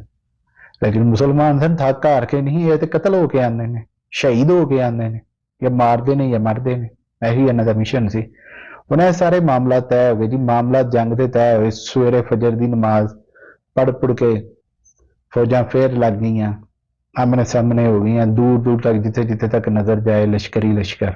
इधरों हिंदुओं ने जरा तबले जंग बजाया, इधरों मंसूर ते इजुद्दीन आया, इधरों जरा सलार सी जयपाल दा उन्हें अपने बेहतरीन सलारां नूं ऐतकी घोड़सवारां नूं रखिया सी, हजार दे दस्ते दे के 500 आन ते 1000 उन्हां वल जान। लेकिन अब 500 जिहड़ा आया पहला दस्ता, इन्हां ने इन्नी जबरदस्त आके मुखभैड़ की है कि अखीर हो गई। लेकिन अज की जिहड़ी हिंदुआं की जंग सी उहदे विच हाथी सन। मुसलमानों ने जो हाथी वेखे उन्होंने वेख्या साडे घोड़े डरन डे ने। उन्होंने कहा कि 50-60 बंदे जिहड़े ने ना, उन्होंने कहा तुसीं थल्ले उतरो ते हाथियां ते तीर बरसाओ। उन्हां हाथियां दे उत्ते जिहड़ा 4 पालकियां सन, पालकियां दे उत्ते 4-4 बंदे बैठे सन, एक हाथी नूं हिक्कण वाला ते 4 एक हाथी ते 5-5 बंदे। हाथी भी जिहड़े ने वो 50 हाथियां दा पहला दस्ता सी जिहड़ा जंग च अज लाया सी जयपाल ने। उन मुसलमानों नूं मुश्किल है उन्हां दे घोड़े डरदे सन। उन्होंने जिहड़ा ना तीर कमाना संभालियां 50 बंदियां ने, इंज हाथियां दे दुआले घूम के नहीं, यानी कि सामने ही उन्होंने फैल के उन्होंने कहा घोड़ियां वाले पिछे रहन, असीं इन्हां नूं वेखने आ। वो तीर मारन की कोशिश करन, उन्हां कोलों वजन ना, लेकिन वो उच्चे सन, एक हाथी ते 4-4 बंदे, उन्हां ते तीरां की विछाड़ होई जाए। उन्होंने बड़ा परेशान हो, उन्होंने कहा हुण की करिए। उन्होंने कहा हो सकता है कि हाथियां दी अखां दे अगर तीर वजन ना ते हाथी कम पा सकते हैं। वही गल हुई, मुसलमानों ने हाथियां दी अखां दे निशाने बन तीर मारे। एक हाथी जिहड़ा सब तो वड्डा हाथी सी, सब तो पहले उहदी एक अख च निशाना वज्या, हाथियां जो पछाण पलटिया, उन्हें अपने खैमियां वाल दौड़ ला दी थी। क्योंकि उहदी पिछली साइड पिछले पासे जिहड़ा वे हिंदू लश्कर सी, वो सफा उखड़दियां गईयां, हाथियां नूं काबू करन, वो काबू ना आन। अख जिहदी गई होए, भावें इंसान भावें जानवर है, तकलीफ तो हुंदी है ना। उन्होंने वेख्या मुसलमानों ने कि यह तो बड़ा चंगा निशाना है। उन्होंने फिर बन हाथियां दी अखां दे निशाने जो मारे ने ना तीर, ਹਾਥੀ ਵਾਪਸ ਮੁੜੇ ਨੇ। ਉਹਦੇ ਨਾਲ ਹਿੰਦੂ ਲਸ਼ਕਰ ਜਿਹੜਾ ਉਹਦੇ ਚ ਭਗਦੜ ਮਚੀ, ਹਾਥੀ ਬੜੀ ਮੁਸ਼ਕਲ ਕਾਬੂ ਆਏ। ਉਦੋਂ ਤੱਕ ਮੁਸਲਮਾਨ ਜਿਹੜੇ ਨੇ ਇਹ 50 ਹਾਥੀਆਂ ਦਾ ਜਿਹੜਾ ਦਸਤਾ ਸੀ ਇਹਨੂੰ ਤੇ ਉਹ ਡੇਗ ਚੁੱਕੇ ਸਨ, ਹਿਸਾਬ ਦਾ ਦੜਾ ਚੁੱਕੇ ਸਨ ਮੈਦਾਨ ਚੋਂ। ਹਿੰਦੂਆਂ ਦੀਆਂ ਆਪਣੀਆਂ ਸਫਾਂ ਵੀ ਜਿਹੜੀਆਂ ਨੇ ਉਹ ਵੀ ਗੈਰ ਮੁਨਜ਼ਮ ਹੋ ਗਈਆਂ, ਤਿੱਤਰ ਬਿੱਤਰ ਸੂਰਤ ਹਾਲ ਵਿੱਚ ਹੀ ਆ ਗਈਆਂ। ਹਰ ਕੋਈ ਹਾਥੀਆਂ ਤੋਂ ਆਪਣੀ ਜਾਨ ਬਚਾਉਂਦਾ ਫਿਰੇ। ਹਾਥੀ ਕਦੀ ਗੋਲ ਗੋਲ ਘੁੰਮਣ, ਕਦੀ ਕਿਸੇ ਪਾਸੇ ਨੂੰ ਦੌੜਨ, ਕਦੀ ਕਿਸੇ ਪਾਸੇ ਨੂੰ ਦੌੜਨ। ਹਾਥੀਆਂ ਦੇ ਜਿਹੜੇ ਉਹਨਾਂ ਨੂੰ ਹਿੱਕਣ ਵਾਲੇ ਸਨ ਉਹਨਾਂ ਦੀ ਉਹ ਕਾਬੂ ਨਾ ਆਉਣ, ਇਹ ਸੂਰਤ ਹਾਲ ਸੀ। ਹੁਣ ਇੱਧਰੋਂ ਮੁਸਲਮਾਨਾਂ ਨੇ ਫਿਰ ਜਾ ਕੇ ਆਪਣੇ ਘੋੜਿਆਂ, ਜਿਹੜੇ 50 ਬੰਦੇ ਉਤਰੇ, ਕੋਈ ਕਹਿੰਦਾ 100 ਬੰਦਾ ਉਤਰਿਆ, ਉਹਨਾਂ ਨੇ ਫਿਰ ਆਪਣੇ ਜਾ ਕੇ ਘੋੜਿਆਂ ਦੇ ਉੱਤੇ ਜਿਹੜਾ ਹੈ ਨਾ ਆਪਣੀ ਸ਼ਿਸਤ ਰੱਖੀ, ਉੱਥੇ ਬਹਿ ਕੇ ਫਿਰ ਉਹਨਾਂ ਨੇ ਜਿਹੜਾ ਜੰਗ ਸ਼ੁਰੂ ਕੀਤੀ। ਜੰਗ ਹੁੰਦੀ ਰਹੀ। ਇੱਕ ਟਾਈਮ ਮੈਂ ਬੜੇ ਲੋਕ ਜਿਹੜੇ ਨੇ ਇਸ ਦਸਤੇ ਦੇ ਕਹਿੰਦੇ ਨੇ ਕਿ 100 ਲੋਕ ਸ਼ਹੀਦ ਹੋ ਗਏ ਸਨ, ਕੋਈ ਕਹਿੰਦਾ 120 ਸ਼ਹੀਦ ਹੋਏ, ਕੋਈ ਕਹਿੰਦਾ 200 ਬੰਦਾ ਸ਼ਹੀਦ ਹੋਇਆ। ਤੇ ਉਹ ਕਹਿ ਰਹੇ ਉਧਰੋਂ ਰਾਜਾ ਤੇ ਉਹਦਾ ਸਿਪਾ ਸਲਾਰ ਜਿਹੜਾ ਉਹ ਕਹਿ ਰਿਹਾ ਸੀ ਇਹਨਾਂ ਨੂੰ ਘੇਰੇ ਚ ਲਵੋ। ਘੇਰੇ ਵਾਸਤੇ ਅੱਜ ਫਿਰ 500 ਦਾ 5000 ਘੋੜਸਵਾਰਾਂ ਦਾ ਜਿਹੜਾ ਨਾ ਇੱਕ ਲਸ਼ਕਰ ਉਹ ਭੇਜਿਆ ਗਿਆ, ਇਹਨਾਂ ਨੂੰ ਕਾਬੂ ਕਰ ਲਓ। ਨਾਲੇ ਸਿਆਣ ਲੈਂਦੇ ਨੂੰ ਇਹ ਤੇ ਲੋਰੋਂ ਜਿਹੜੇ ਕੈਦ ਚੋਂ ਛੁੱਟੇ ਸਨ ਤੇ ਉਹੀ ਨੇ, ਹੁਣ ਤੇ ਇਹਨਾਂ ਨੂੰ ਛੱਡਣਾ ਨਹੀਂ ਹੈ। ਇਹ ਤੇ ਸਾਡੀ ਵੀ ਇੱਜ਼ਤ ਬਿਸਤੀ ਦਾ ਮਕਾਮ ਹੈ ਕਿ ਇਹ ਸਾਡੇ ਕੈਦੀ ਜਿਹੜੇ ਨੇ ਲਾਹੌਰੋਂ ਛੁੱਟ ਕੇ ਇੱਥੇ ਆ ਗਏ ਨੇ, ਹੁਣ ਆ ਕੇ ਸਾਨੂੰ ਤਬਾਹ ਬਰਬਾਦ ਕਰਨ ਲਏ ਨੇ। ਜੀ ਜੰਗ ਬੜੇ ਜ਼ੋਰਾਂ ਤੇ ਸੀ। ਉਹਨਾਂ ਨੂੰ ਤਕਰੀਬਨ ਜਿਹੜਾ ਇਹ ਪਹਿਲਾ ਜਿਹੜਾ ਦਸਤਾ ਸੀ ਉਹਨੂੰ ਘੇਰਾ ਪੈ ਚੁੱਕਿਆ ਸੀ। ਬੜੇ ਹਾਲਾਤ ਮਖਦੂਜ ਯਾਨੀ ਕਿ ਬੜਾ ਟੈਟ ਹਾਲਾਤ ਹੋ ਗਏ ਸਨ, ਬਚਣ ਦਾ ਇਮਕਾਨ ਕੋਈ ਨਹੀਂ ਸੀ। ਲੇਕਿਨ ਪਿੱਛੋਂ ਦੂਜਾ ਜਿਹੜਾ 500 ਘੋੜਸਵਾਰਾਂ ਦਾ ਰਸਾਲਾ ਇੱਕ ਆਇਆ ਲਲਕਰੇ ਮਾਰਦਾ, ਉਹਨਾਂ ਨੇ ਇਹ ਜਿਹੜਾ ਘੇਰਾ ਪਾਇਆ ਸੀ ਉਹ ਘੇਰਾ ਤੋੜਿਆ ਤੇ ਫਿਰ ਪੂਰੀ ਜ਼ੋਰੋ ਸ਼ੋਰ ਨਾਲ ਜੰਗ ਹੋ ਗਈ ਹੈ। ਅਗਾਂਹ ਹੀ ਵਧੀ ਜਾ ਰਹੇ ਸਨ। ਜਿਹੜਾ ਆਪੋ ਤਾਪੀ ਪੈ ਗਈ 2-2 4-4 ਦੀ ਸੂਰਤ, ਕਿਉਂਕਿ ਇਹ ਜਿਹੜੇ ਤੁਰਕ ਮੁਸਲਮਾਨ ਨੇ ਇਹ ਘੋੜਸਵਾਰੀ ਦੇ ਉੱਤੇ 2-2 3-3 ਦੀ 4 ਦੀ 5 ਦੀ ਸ਼ਕਲ ਦੇ ਵਿੱਚ ਜਿਹੜਾ ਨਾ ਲੜਦੇ ਸਨ, ਤਾਂ ਕਿ ਹਰ ਪਾਸਿਓਂ ਜਿਹੜਾ ਨਾ ਮਹਿਫੂਜ਼ ਰਿਹਾ ਜਾਏ ਜੰਗ ਦੇ ਮੈਦਾਨ ਦੇ ਵਿੱਚ। ਕੱਲਿਆਂ ਆਉਣ ਦਾ ਕੋਈ ਚੱਕਰ ਨਹੀਂ ਸੀ ਆਇਆ ਇਹਨਾਂ ਦੇ ਵਿੱਚ ਨਾ, ਜਦਕਿ ਹਿੰਦੂਆਂ ਦੇ ਵਿੱਚ ਇਹ ਤਨਜ਼ੀਮ ਨਹੀਂ ਸੀ ਹੈ। ਏਡੀ ਦਾ ਲਸ਼ਕਰ ਸੀ, ਜਿੱਧਰ ਨੂੰ ਦਿਲ ਕਰਦਾ ਸੀ ਉਧਰ ਨੂੰ ਮੂੰਹ ਚੁੱਕ ਲੈਂਦੇ ਸਨ, ਤਨਜ਼ੀਮ ਕੋਈ ਨਹੀਂ ਸੀ ਹੈ। ਹੁਣ ਇਹ ਵੀ ਜਿਹੜਾ ਹੈ ਲੜਦੇ ਰਹੇ। ਜਿਹੜਾ ਇਹਨਾਂ ਵੱਲ 5000 ਦਾ ਲਸ਼ਕਰ ਆਇਆ ਉਹਨੇ ਵਾਪਸ ਘੋੜੇ ਦੜਾਏ ਨੇ ਮੈਦਾਨ ਚੋਂ। ਹੁਣ ਮੁਸਲਮਾਨ ਇਹਨਾਂ ਦਾ ਪਿੱਛਾ ਕਰਦੇ ਹੋਏ ਜਿਹੜਾ ਇਹਨਾਂ ਦੇ ਖੈਮਿਆਂ ਤੱਕ ਵੀ ਆਏ ਨਾ, ਬੜੇ ਵਾਪਸੀ ਘੋੜੇ ਦੜਾਉਣ ਦੇ ਵਿੱਚ ਜਿਹੜਾ ਹੈ ਨਾ ਬੜੇ ਜਿਹੇ ਹਿੰਦੂ ਰਾਜਪੂਤ ਜਿਹੜੇ ਘੋੜਸਵਾਰ ਸਨ ਉਹ ਤਬਾਹੋ ਬਰਬਾਦ ਹੋਏ। ਆਪਣੀ ਜ਼ਿੰਦਗੀ ਉਹਨਾਂ ਨੇ ਦਿੱਤੀ ਤਖਤੇ ਲਾਹੌਰ ਵਾਸਤੇ। ਹੁਣ ਜੇਪਾਲ ਨੇ ਘੋਰ ਚਾਲ ਚੱਲੀ, ਉਹਨੇ ਕਿਹਾ ਅੱਛਾ ਭਾਈ ਹੈ ਤੇ ਕਾਬੂ ਨਹੀਂ ਆਂਦੇ, ਕੱਲ ਦਾ ਦਿਹਾੜੀ ਵੀ ਅੱਜ ਇੰਝ ਹੀ ਲੰਘ ਗਈ, ਅੱਜ ਦੀ ਦਿਹਾੜੀ ਵੀ ਇੰਝ ਹੀ ਲੰਘ ਜਾਣੀ ਹੈ। ਐਵੇਂ ਕੋਈ ਸੂਰਜ ਸਵਾ ਨੇਜ਼ੇ ਤੇ ਸੀ, ਹਾਂਜੀ ਸ਼ਿਕਰ ਦੁਪਹਿਰ ਦਾ ਟਾਈਮ ਸੀ। ਇਧਰੋਂ ਜੇਪਾਲ ਨੇ ਕਿਹਾ ਪੂਰੇ ਲਸ਼ਕਰ ਦੇ ਨਾਲ ਇਹਨਾਂ ਤੇ ਹਮਲਾ ਕਰੋ, ਤਬਾਹ ਕਰ ਦਿਓ। ਜਦੋਂ ਵੇਖਦੇ ਨੇ ਪੂਰਾ ਲਸ਼ਕਰ ਅਗਾਂਹ ਵਧਣ ਰਿਹਾ, ਸੁਲਤਾਨ ਵੀ ਵੇਖ ਰਿਹਾ ਹੁੰਦਾ ਹੈ। ਸੁਲਤਾਨ ਵੀ ਆਪਣੇ ਪੂਰੇ ਲਸ਼ਕਰ ਨੂੰ ਕਹਿੰਦਾ ਚਲੋ ਬਈ ਤੁਸੀਂ ਵੀ ਅੱਗੇ ਵਧੋ। ਹੁਣ ਪਹਿਲੇ ਜਿਹੜਾ ਅੱਗੇ ਲਸ਼ਕਰ ਹੈ ਉਹ ਕਿੰਨੇ ਬੰਦਿਆਂ ਦਾ, ਉਹ 8 ਤੋਂ 900 ਘੋੜਸਵਾਰ ਨੇ ਜਿਹੜੇ ਤੀਰਅੰਦਾਜ਼ੀ ਵੀ ਕਰ ਲੈਂਦੇ ਨੇ, ਜਿਹੜੇ ਤਲਵਾਰ ਵੀ ਚਲਾਉਂਦੇ ਨੇ, ਜਿਹੜਾ ਨੇਜ਼ੇ ਨਾਲ ਵੀ ਮਾਰਦੇ ਨੇ, ਘੋੜਿਆਂ ਥੱਲੇ ਵੀ ਮਿੱਧਦੇ ਨੇ। ਤੋਂ ਇੰਨੇ ਘੋੜਸਵਾਰ ਜਦੋਂ ਆਂਦੇ ਵੇਖੇ ਨੇ, ਆਮ ਜੰਗ ਹੋ ਗਈ, ਸੁਲਤਾਨ ਵੀ ਜੰਗ ਚ ਆ ਗਿਆ। ਇਧਰੋਂ ਭੀਮ ਸਿੰਘ ਜਿਹੜਾ ਉਹਦਾ ਨਾਮ ਹੈ ਇਸ ਲਈ ਲਿਖਿਆ ਕਿ ਲਿਖਣ ਵਾਲੇ ਲਿਖਦੇ ਨੇ ਕਿ ਸਿਪਾ ਸਲਾਰ ਸੀ ਜੇਪਾਲ ਦਾ ਨਾ, ਇਹਨੇ ਵੀ ਆਪਣਾ ਸ਼ਾਹੀ ਦਸਤਾ ਲੈ ਕੇ ਵੀ ਜੰਗ ਚ ਕੂਦਿਆ। ਇਹਨੂੰ ਜੇਪਾਲ ਨੇ ਕਿਹਾ ਕਿ ਅਗਰ ਤੂੰ ਮੁਸਲਮਾਨਾਂ ਦੇ ਸੁਲਤਾਨ ਨੂੰ ਢੇਰ ਕਰਕੇ ਆ ਜਾਏ ਤੇ ਸੱਤੇ ਹੀ ਖੈਰਾ ਨੇ, ਕੋਈ ਮਸਲਾ ਨਹੀਂ ਹੈ, ਬਲੈਸ਼ ਇਹ ਜਿਹੜਾ ਨਾ ਸ਼ਾਹੀ ਦਸਤਾ ਇਹਦੇ ਨਾਲ ਤੂੰ ਚੱਲ ਜੰਗ ਦੇ ਵਿੱਚ ਤੇ ਮੈਂ ਵੀ ਆ ਰਿਹਾ। ਜੇਪਾਲ ਆਪ ਇੱਕ ਟਿਕਰੀ ਤੇ ਖਲੋਤਾ ਸਾਰੀ ਜੰਗ ਦੇ ਹਾਲਾਤ ਵੇਖਣ ਰਿਹਾ ਸੀ।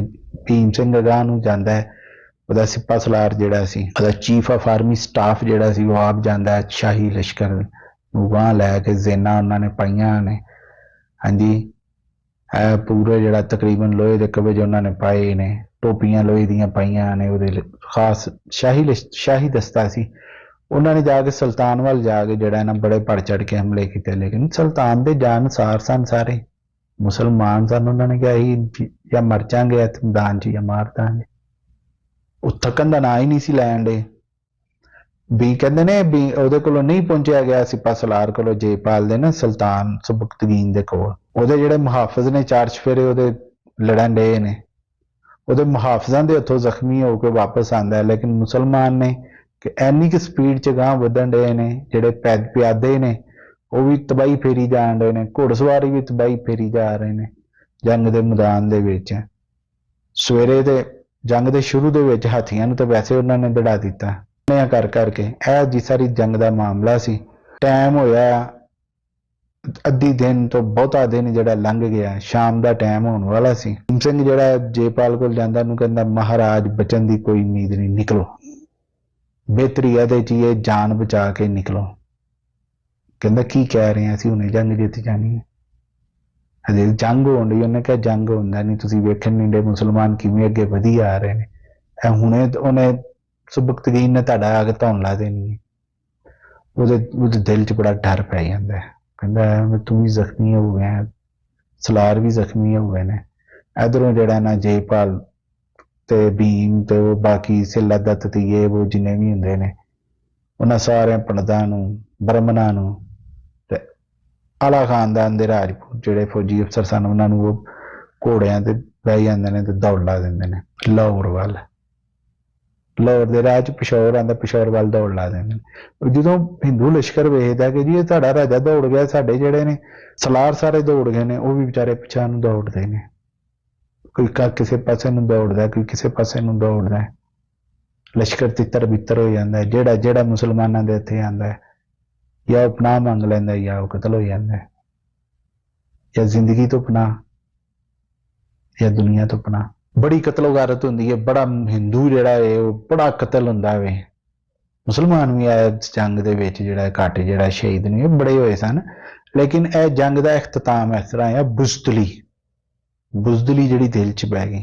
ਤੇ ਐਡੇ ਵੱਡੇ ਲਸ਼ਕਰ ਨੂੰ ਅਗਰ ਮੁਨਜ਼ਮ ਕਰਕੇ ਲੜਿਆ ਜਾਂਦਾ, ਕਈ ਦਿਨ ਜੰਗ ਲੜੀ ਜਾਣੀ ਸੀ ਤੇ ਆਖਰ ਫਤਹ ਜੇਪਾਲ ਦੀ ਹੋਣੀ ਸੀ। ਲੇਕਿਨ ਜੇਪਾਲ ਨੇ ਫਤਹ ਲੈਣ ਦੀ ਬਜਾਏ ਐਤਕੀ ਫਿਰ ਮੈਦਾਨ 'ਚੋਂ ਪਿੱਠ ਵਹਾ ਕੇ ਭੱਜਣ ਦਾ ਕੰਮ ਕੀਤਾ। ਮਕਾਰ ਆਦਮੀ ਸੀ ਨਾ, ਪਹਿਲੇ ਮਕਾਰੀ ਕੀਤੀ ਜ਼ਰੇ ਤਵਾਨ ਤੋਂ ਮੁੱਕਰ ਕੇ, ਮੁਸਲਮਾਨ ਕਾਸਦਾਂ ਨੂੰ ਕਤਲ ਕਰਕੇ। ਉਹ ਜਿਹੜੇ ਸੁਲ੍ਹਾ ਦੇ ਜ਼ਰੇ ਤਵਾਨ ਲੈਣ ਗਏ ਸਨ, ਉਹਨਾਂ ਨੂੰ ਕੈਦ ਕਰਕੇ ਉਹ ਵੀ ਮੈਦਾਨ 'ਚ ਹੀ ਆ ਗਏ ਸਨ। ਸੁਲਤਾਨ ਨੇ ਹੁਕਮ ਦਿੱਤਾ, ਇਹਨਾਂ ਦਾ ਪਿੱਛਾ ਕਰੋ, ਜਿਹੜਾ ਲੱਭਦਾ ਇਹਨੂੰ ਅਡਾ ਦਿਓ, ਜਿਹੜਾ ਪਨਾਹ ਮੰਗਦਾ ਇਹਨੂੰ ਪਨਾਹ ਦੇ ਦਿਓ। ਬੜੇ ਜੇ ਹਿੰਦੂ ਕਤਲ ਹੋਏ, ਬੜੇ ਜੇ ਜਿਹੜਾ ਕੈਦੀ ਹੋਏ। ਜੇਪਾਲ ਜਿਹੜਾ ਉਹ ਜਾ ਕੇ ਬਹਿ ਗਿਆ ਪਿਸ਼ੌਰ। ਮੁਸਲਮਾਨਾਂ ਦੇ ਹੱਥ 'ਚ ਇੰਨਾ ਕੁ ਮਾਲੇ ਗਨੀਮਤ ਆਇਆ ਕਿ ਛੱਡੀ ਗੱਲਾਂ ਦਾ। ਰਾਤ ਪੈ ਗਈ। ਅਗਲੇ ਦਿਨ ਸੁਬਾਹ ਜਿਹੜਾ ਸੁਲਤਾਨ ਨੇ ਮੁਖਤਲਿਫ ਲੋਕਾਂ ਦੀਆਂ ਮੁਖਤਲਿਫ ਡਿਊਟੀਆਂ ਲਾਈਆਂ। ਕੁਛ ਨੂੰ ਜਿਹੜਾ ਜੰਗ 'ਚੋਂ ਭੱਜੇ ਜਿਹੜੇ ਸਨ ਉਹਨਾਂ ਦੇ ਪਿੱਛੇ ਭੇਜਿਆ ਗਿਆ। ਕੁਛ ਨੂੰ ਕਿਹਾ ਗਿਆ ਜੀ ਮੁਸਲਮਾਨਾਂ ਦੀਆਂ ਲਾਸ਼ਾਂ ਜਿਹੜੀਆਂ ਨੇ ਉਹ ਚੁੱਕ ਕੇ ਲਿਆਓ। ਕੁਛ ਨੂੰ ਕਿਹਾ ਗਿਆ ਜੀ ਮਾਲੇ ਗਨੀਮਤ ਇਕੱਠਾ ਕਰੋ। ਕਈ ਲੱਖਾਂ ਰੁਪਈਆਂ ਦਾ ਮਾਲੇ ਗਨੀਮਤ ਇਸ ਜੰਗ 'ਚ ਮੁਸਲਮਾਨਾਂ ਦੇ ਹੱਥੀਂ ਲੱਗਿਆ। ਦੂਜਾ ਦਿਨ ਵੀ ਮੁੱਕਿਆ, ਤੀਜਾ ਦਿਨ ਵੀ ਮੁੱਕਿਆ। ਤੀਜੇ ਦਿਨ ਜਦੋਂ ਵਾਪਸ ਆਏ ਗਿਣਨ ਵਾਲੇ, ਮਾਲ ਇਕੱਠਾ ਕਰਨ ਵਾਲੇ, ਤੇ ਮੁਸਲਮਾਨ ਸਿਪਾਹੀ ਜਿਹੜੇ ਸਨ ਉਹਨਾਂ ਦੀਆਂ ਲਾਸ਼ਾਂ ਇਕੱਠੀਆਂ ਕਰਨ ਵਾਲੇ ਤੇ ਉਹਨਾਂ ਨੂੰ ਦਫਨਾਉਣ ਦਾ ਵੀ ਇੰਤਜ਼ਾਮ ਸੀ। ਸੁਲਤਾਨ ਨੇ ਉਹਨਾਂ ਦਾ ਜਨਾਜ਼ਾ ਪੜਾਇਆ। ਮੁਸਲਮਾਨਾਂ ਦੇ 2500 ਤੋਂ 2000 ਲੋਕ ਜਿਹੜੇ ਨੇ ਸ਼ਹੀਦ ਹੋਏ, ਜਦ ਕਿ ਇੱਕ ਕਸੀਰ ਤਦਾਦ ਹਿੰਦੂਆਂ ਦੀ ਕਤਲ ਹੋਈ। ਇੱਕ ਜਗ੍ਹਾ ਤੇ ਲਿਖਿਆ 1,75,000, ਇੱਕ ਨੇ ਲਿਖਿਆ 1.5 ਲੱਖ, ਇੱਕ ਨੇ 50,000, ਇੱਕ ਨੇ ਲੱਖ। ਹਿੰਦੁਸਤਾਨੀ ਜਿਹੜਾ ਹੈ ਲਗਮਾਨ ਦੀ ਦੂਸਰੀ ਜੰਗ ਦੇ ਵਿੱਚ ਮਾਰਿਆ ਗਿਆ, ਇੱਕ ਬੁਜ਼ਦਲ ਰਾਜਾ ਦੀ ਬੁਜ਼ਦਲੀ ਦੀ ਵਜ੍ਹਾ ਤੋਂ, ਉਹਦੀ ਬਦਅਹਦੀ ਦੀ ਵਜ੍ਹਾ ਤੋਂ। ਮੁਸਲਮਾਨਾਂ ਦੇ ਹੱਥ ਜਿਹੜੀ ਗਨੀਮਤ ਆਈ, ਲੱਖਾਂ ਖੈਮੇ, ਜਵਾਹਰਾਤ, ਨਕਦੀ, ਹਜ਼ਾਰਾਂ ਘੋੜੇ, 115 ਹਾਥੀ ਮੁਸਲਮਾਨਾਂ ਦੇ ਹੱਥ ਆਏ। ਇਹ ਇਸ ਜੰਗ ਦਾ ਇਖਤਤਾਮ ਸੀ। ਸਾਰਿਆਂ ਨੂੰ ਸੁਲਤਾਨ ਨੇ ਕਿਹਾ ਜੀ ਇਹ ਮਾਲੇ ਗਨੀਮਤ ਦੇ 5 ਹਿੱਸੇ ਕਰੋ। ਇੱਕ ਹਿੱਸਾ ਮਖਸੂਸ ਕਰ ਲਿਆ ਗਿਆ, ਬਾਕੀ 4 ਹਿੱਸੇ ਜਿਹੜੇ ਨੇ ਮੁਸਲਮਾਨਾਂ ਨੂੰ ਤਕਸੀਮ ਕੀਤੇ ਗਏ। ਉਹ ਜਿਹੜੇ ਹਿੰਦੂ ਮੁਸਲਮਾਨਾਂ ਨੂੰ ਛਡਾ ਕੇ ਲਿਆਏ ਸਨ ਉਹਨਾਂ ਨੂੰ ਮਾਲੇ ਗਨੀਮਤ 'ਚੋਂ ਹਿੱਸਾ ਮਿਲਿਆ। ਉਹਨਾਂ ਨੇ ਜਦੋਂ ਵੇਖਿਆ ਕਿ ਇਹ ਸਾਡੀ ਤੇ ਬੜੀ ਆਓ ਭਗਤ ਹੋਣ ਰਹੀ ਹੈ, ਕਿਆ ਬਾਤ ਹੈ, ਇਹ ਤੇ ਸਾਨੂੰ ਆਪਣੇ ਬਰਾਬਰ ਹੀ ਸਮਝਣ ਦੇ ਨੇ। ਤੇ ਇਸ ਤਰ੍ਹਾਂ ਲਕਮਾਨ ਦੀ ਜਿਹੜੀ ਜੰਗ ਹੈ ਉਹਦਾ ਇਖਤਤਾਮ ਹੋਇਆ 5ਵੇਂ ਦਿਨ। ਸੁਲਤਾਨ ਨੇ ਅੱਗੇ ਪਿਸ਼ਾਵਰ ਵੱਲ ਕੂਚ ਕੀਤੀ। ਪਿਸ਼ਾਵਰ ਵੱਲ ਕੂਚ ਦਾ ਵਾਕਿਆ ਜਿਹੜਾ ਪਿਸ਼ਾਵਰ ਕਿਵੇਂ ਫਤਹ ਕੀਤਾ ਸੁਲਤਾਨ ਸੁਬਕਤਗੀਨ ਨੇ, ਇਹ ਅਸੀਂ ਤੁਹਾਨੂੰ ਅਗਲੇ ਮਰਹਲੇ 'ਚ ਦੱਸਾਂਗੇ। ਸਾਨੂੰ ਇਜਾਜ਼ਤ ਦੇਵੋ। ਉਸ ਤੋਂ ਪਹਿਲੇ ਸਾਡਾ ਚੈਨਲ ਸਬਸਕ੍ਰਾਈਬ ਕਰ ਲਓ, ਲਾਈਕ ਵੀ ਕਰ ਦਿਆ ਕਰੋ, ਸ਼ੇਅਰ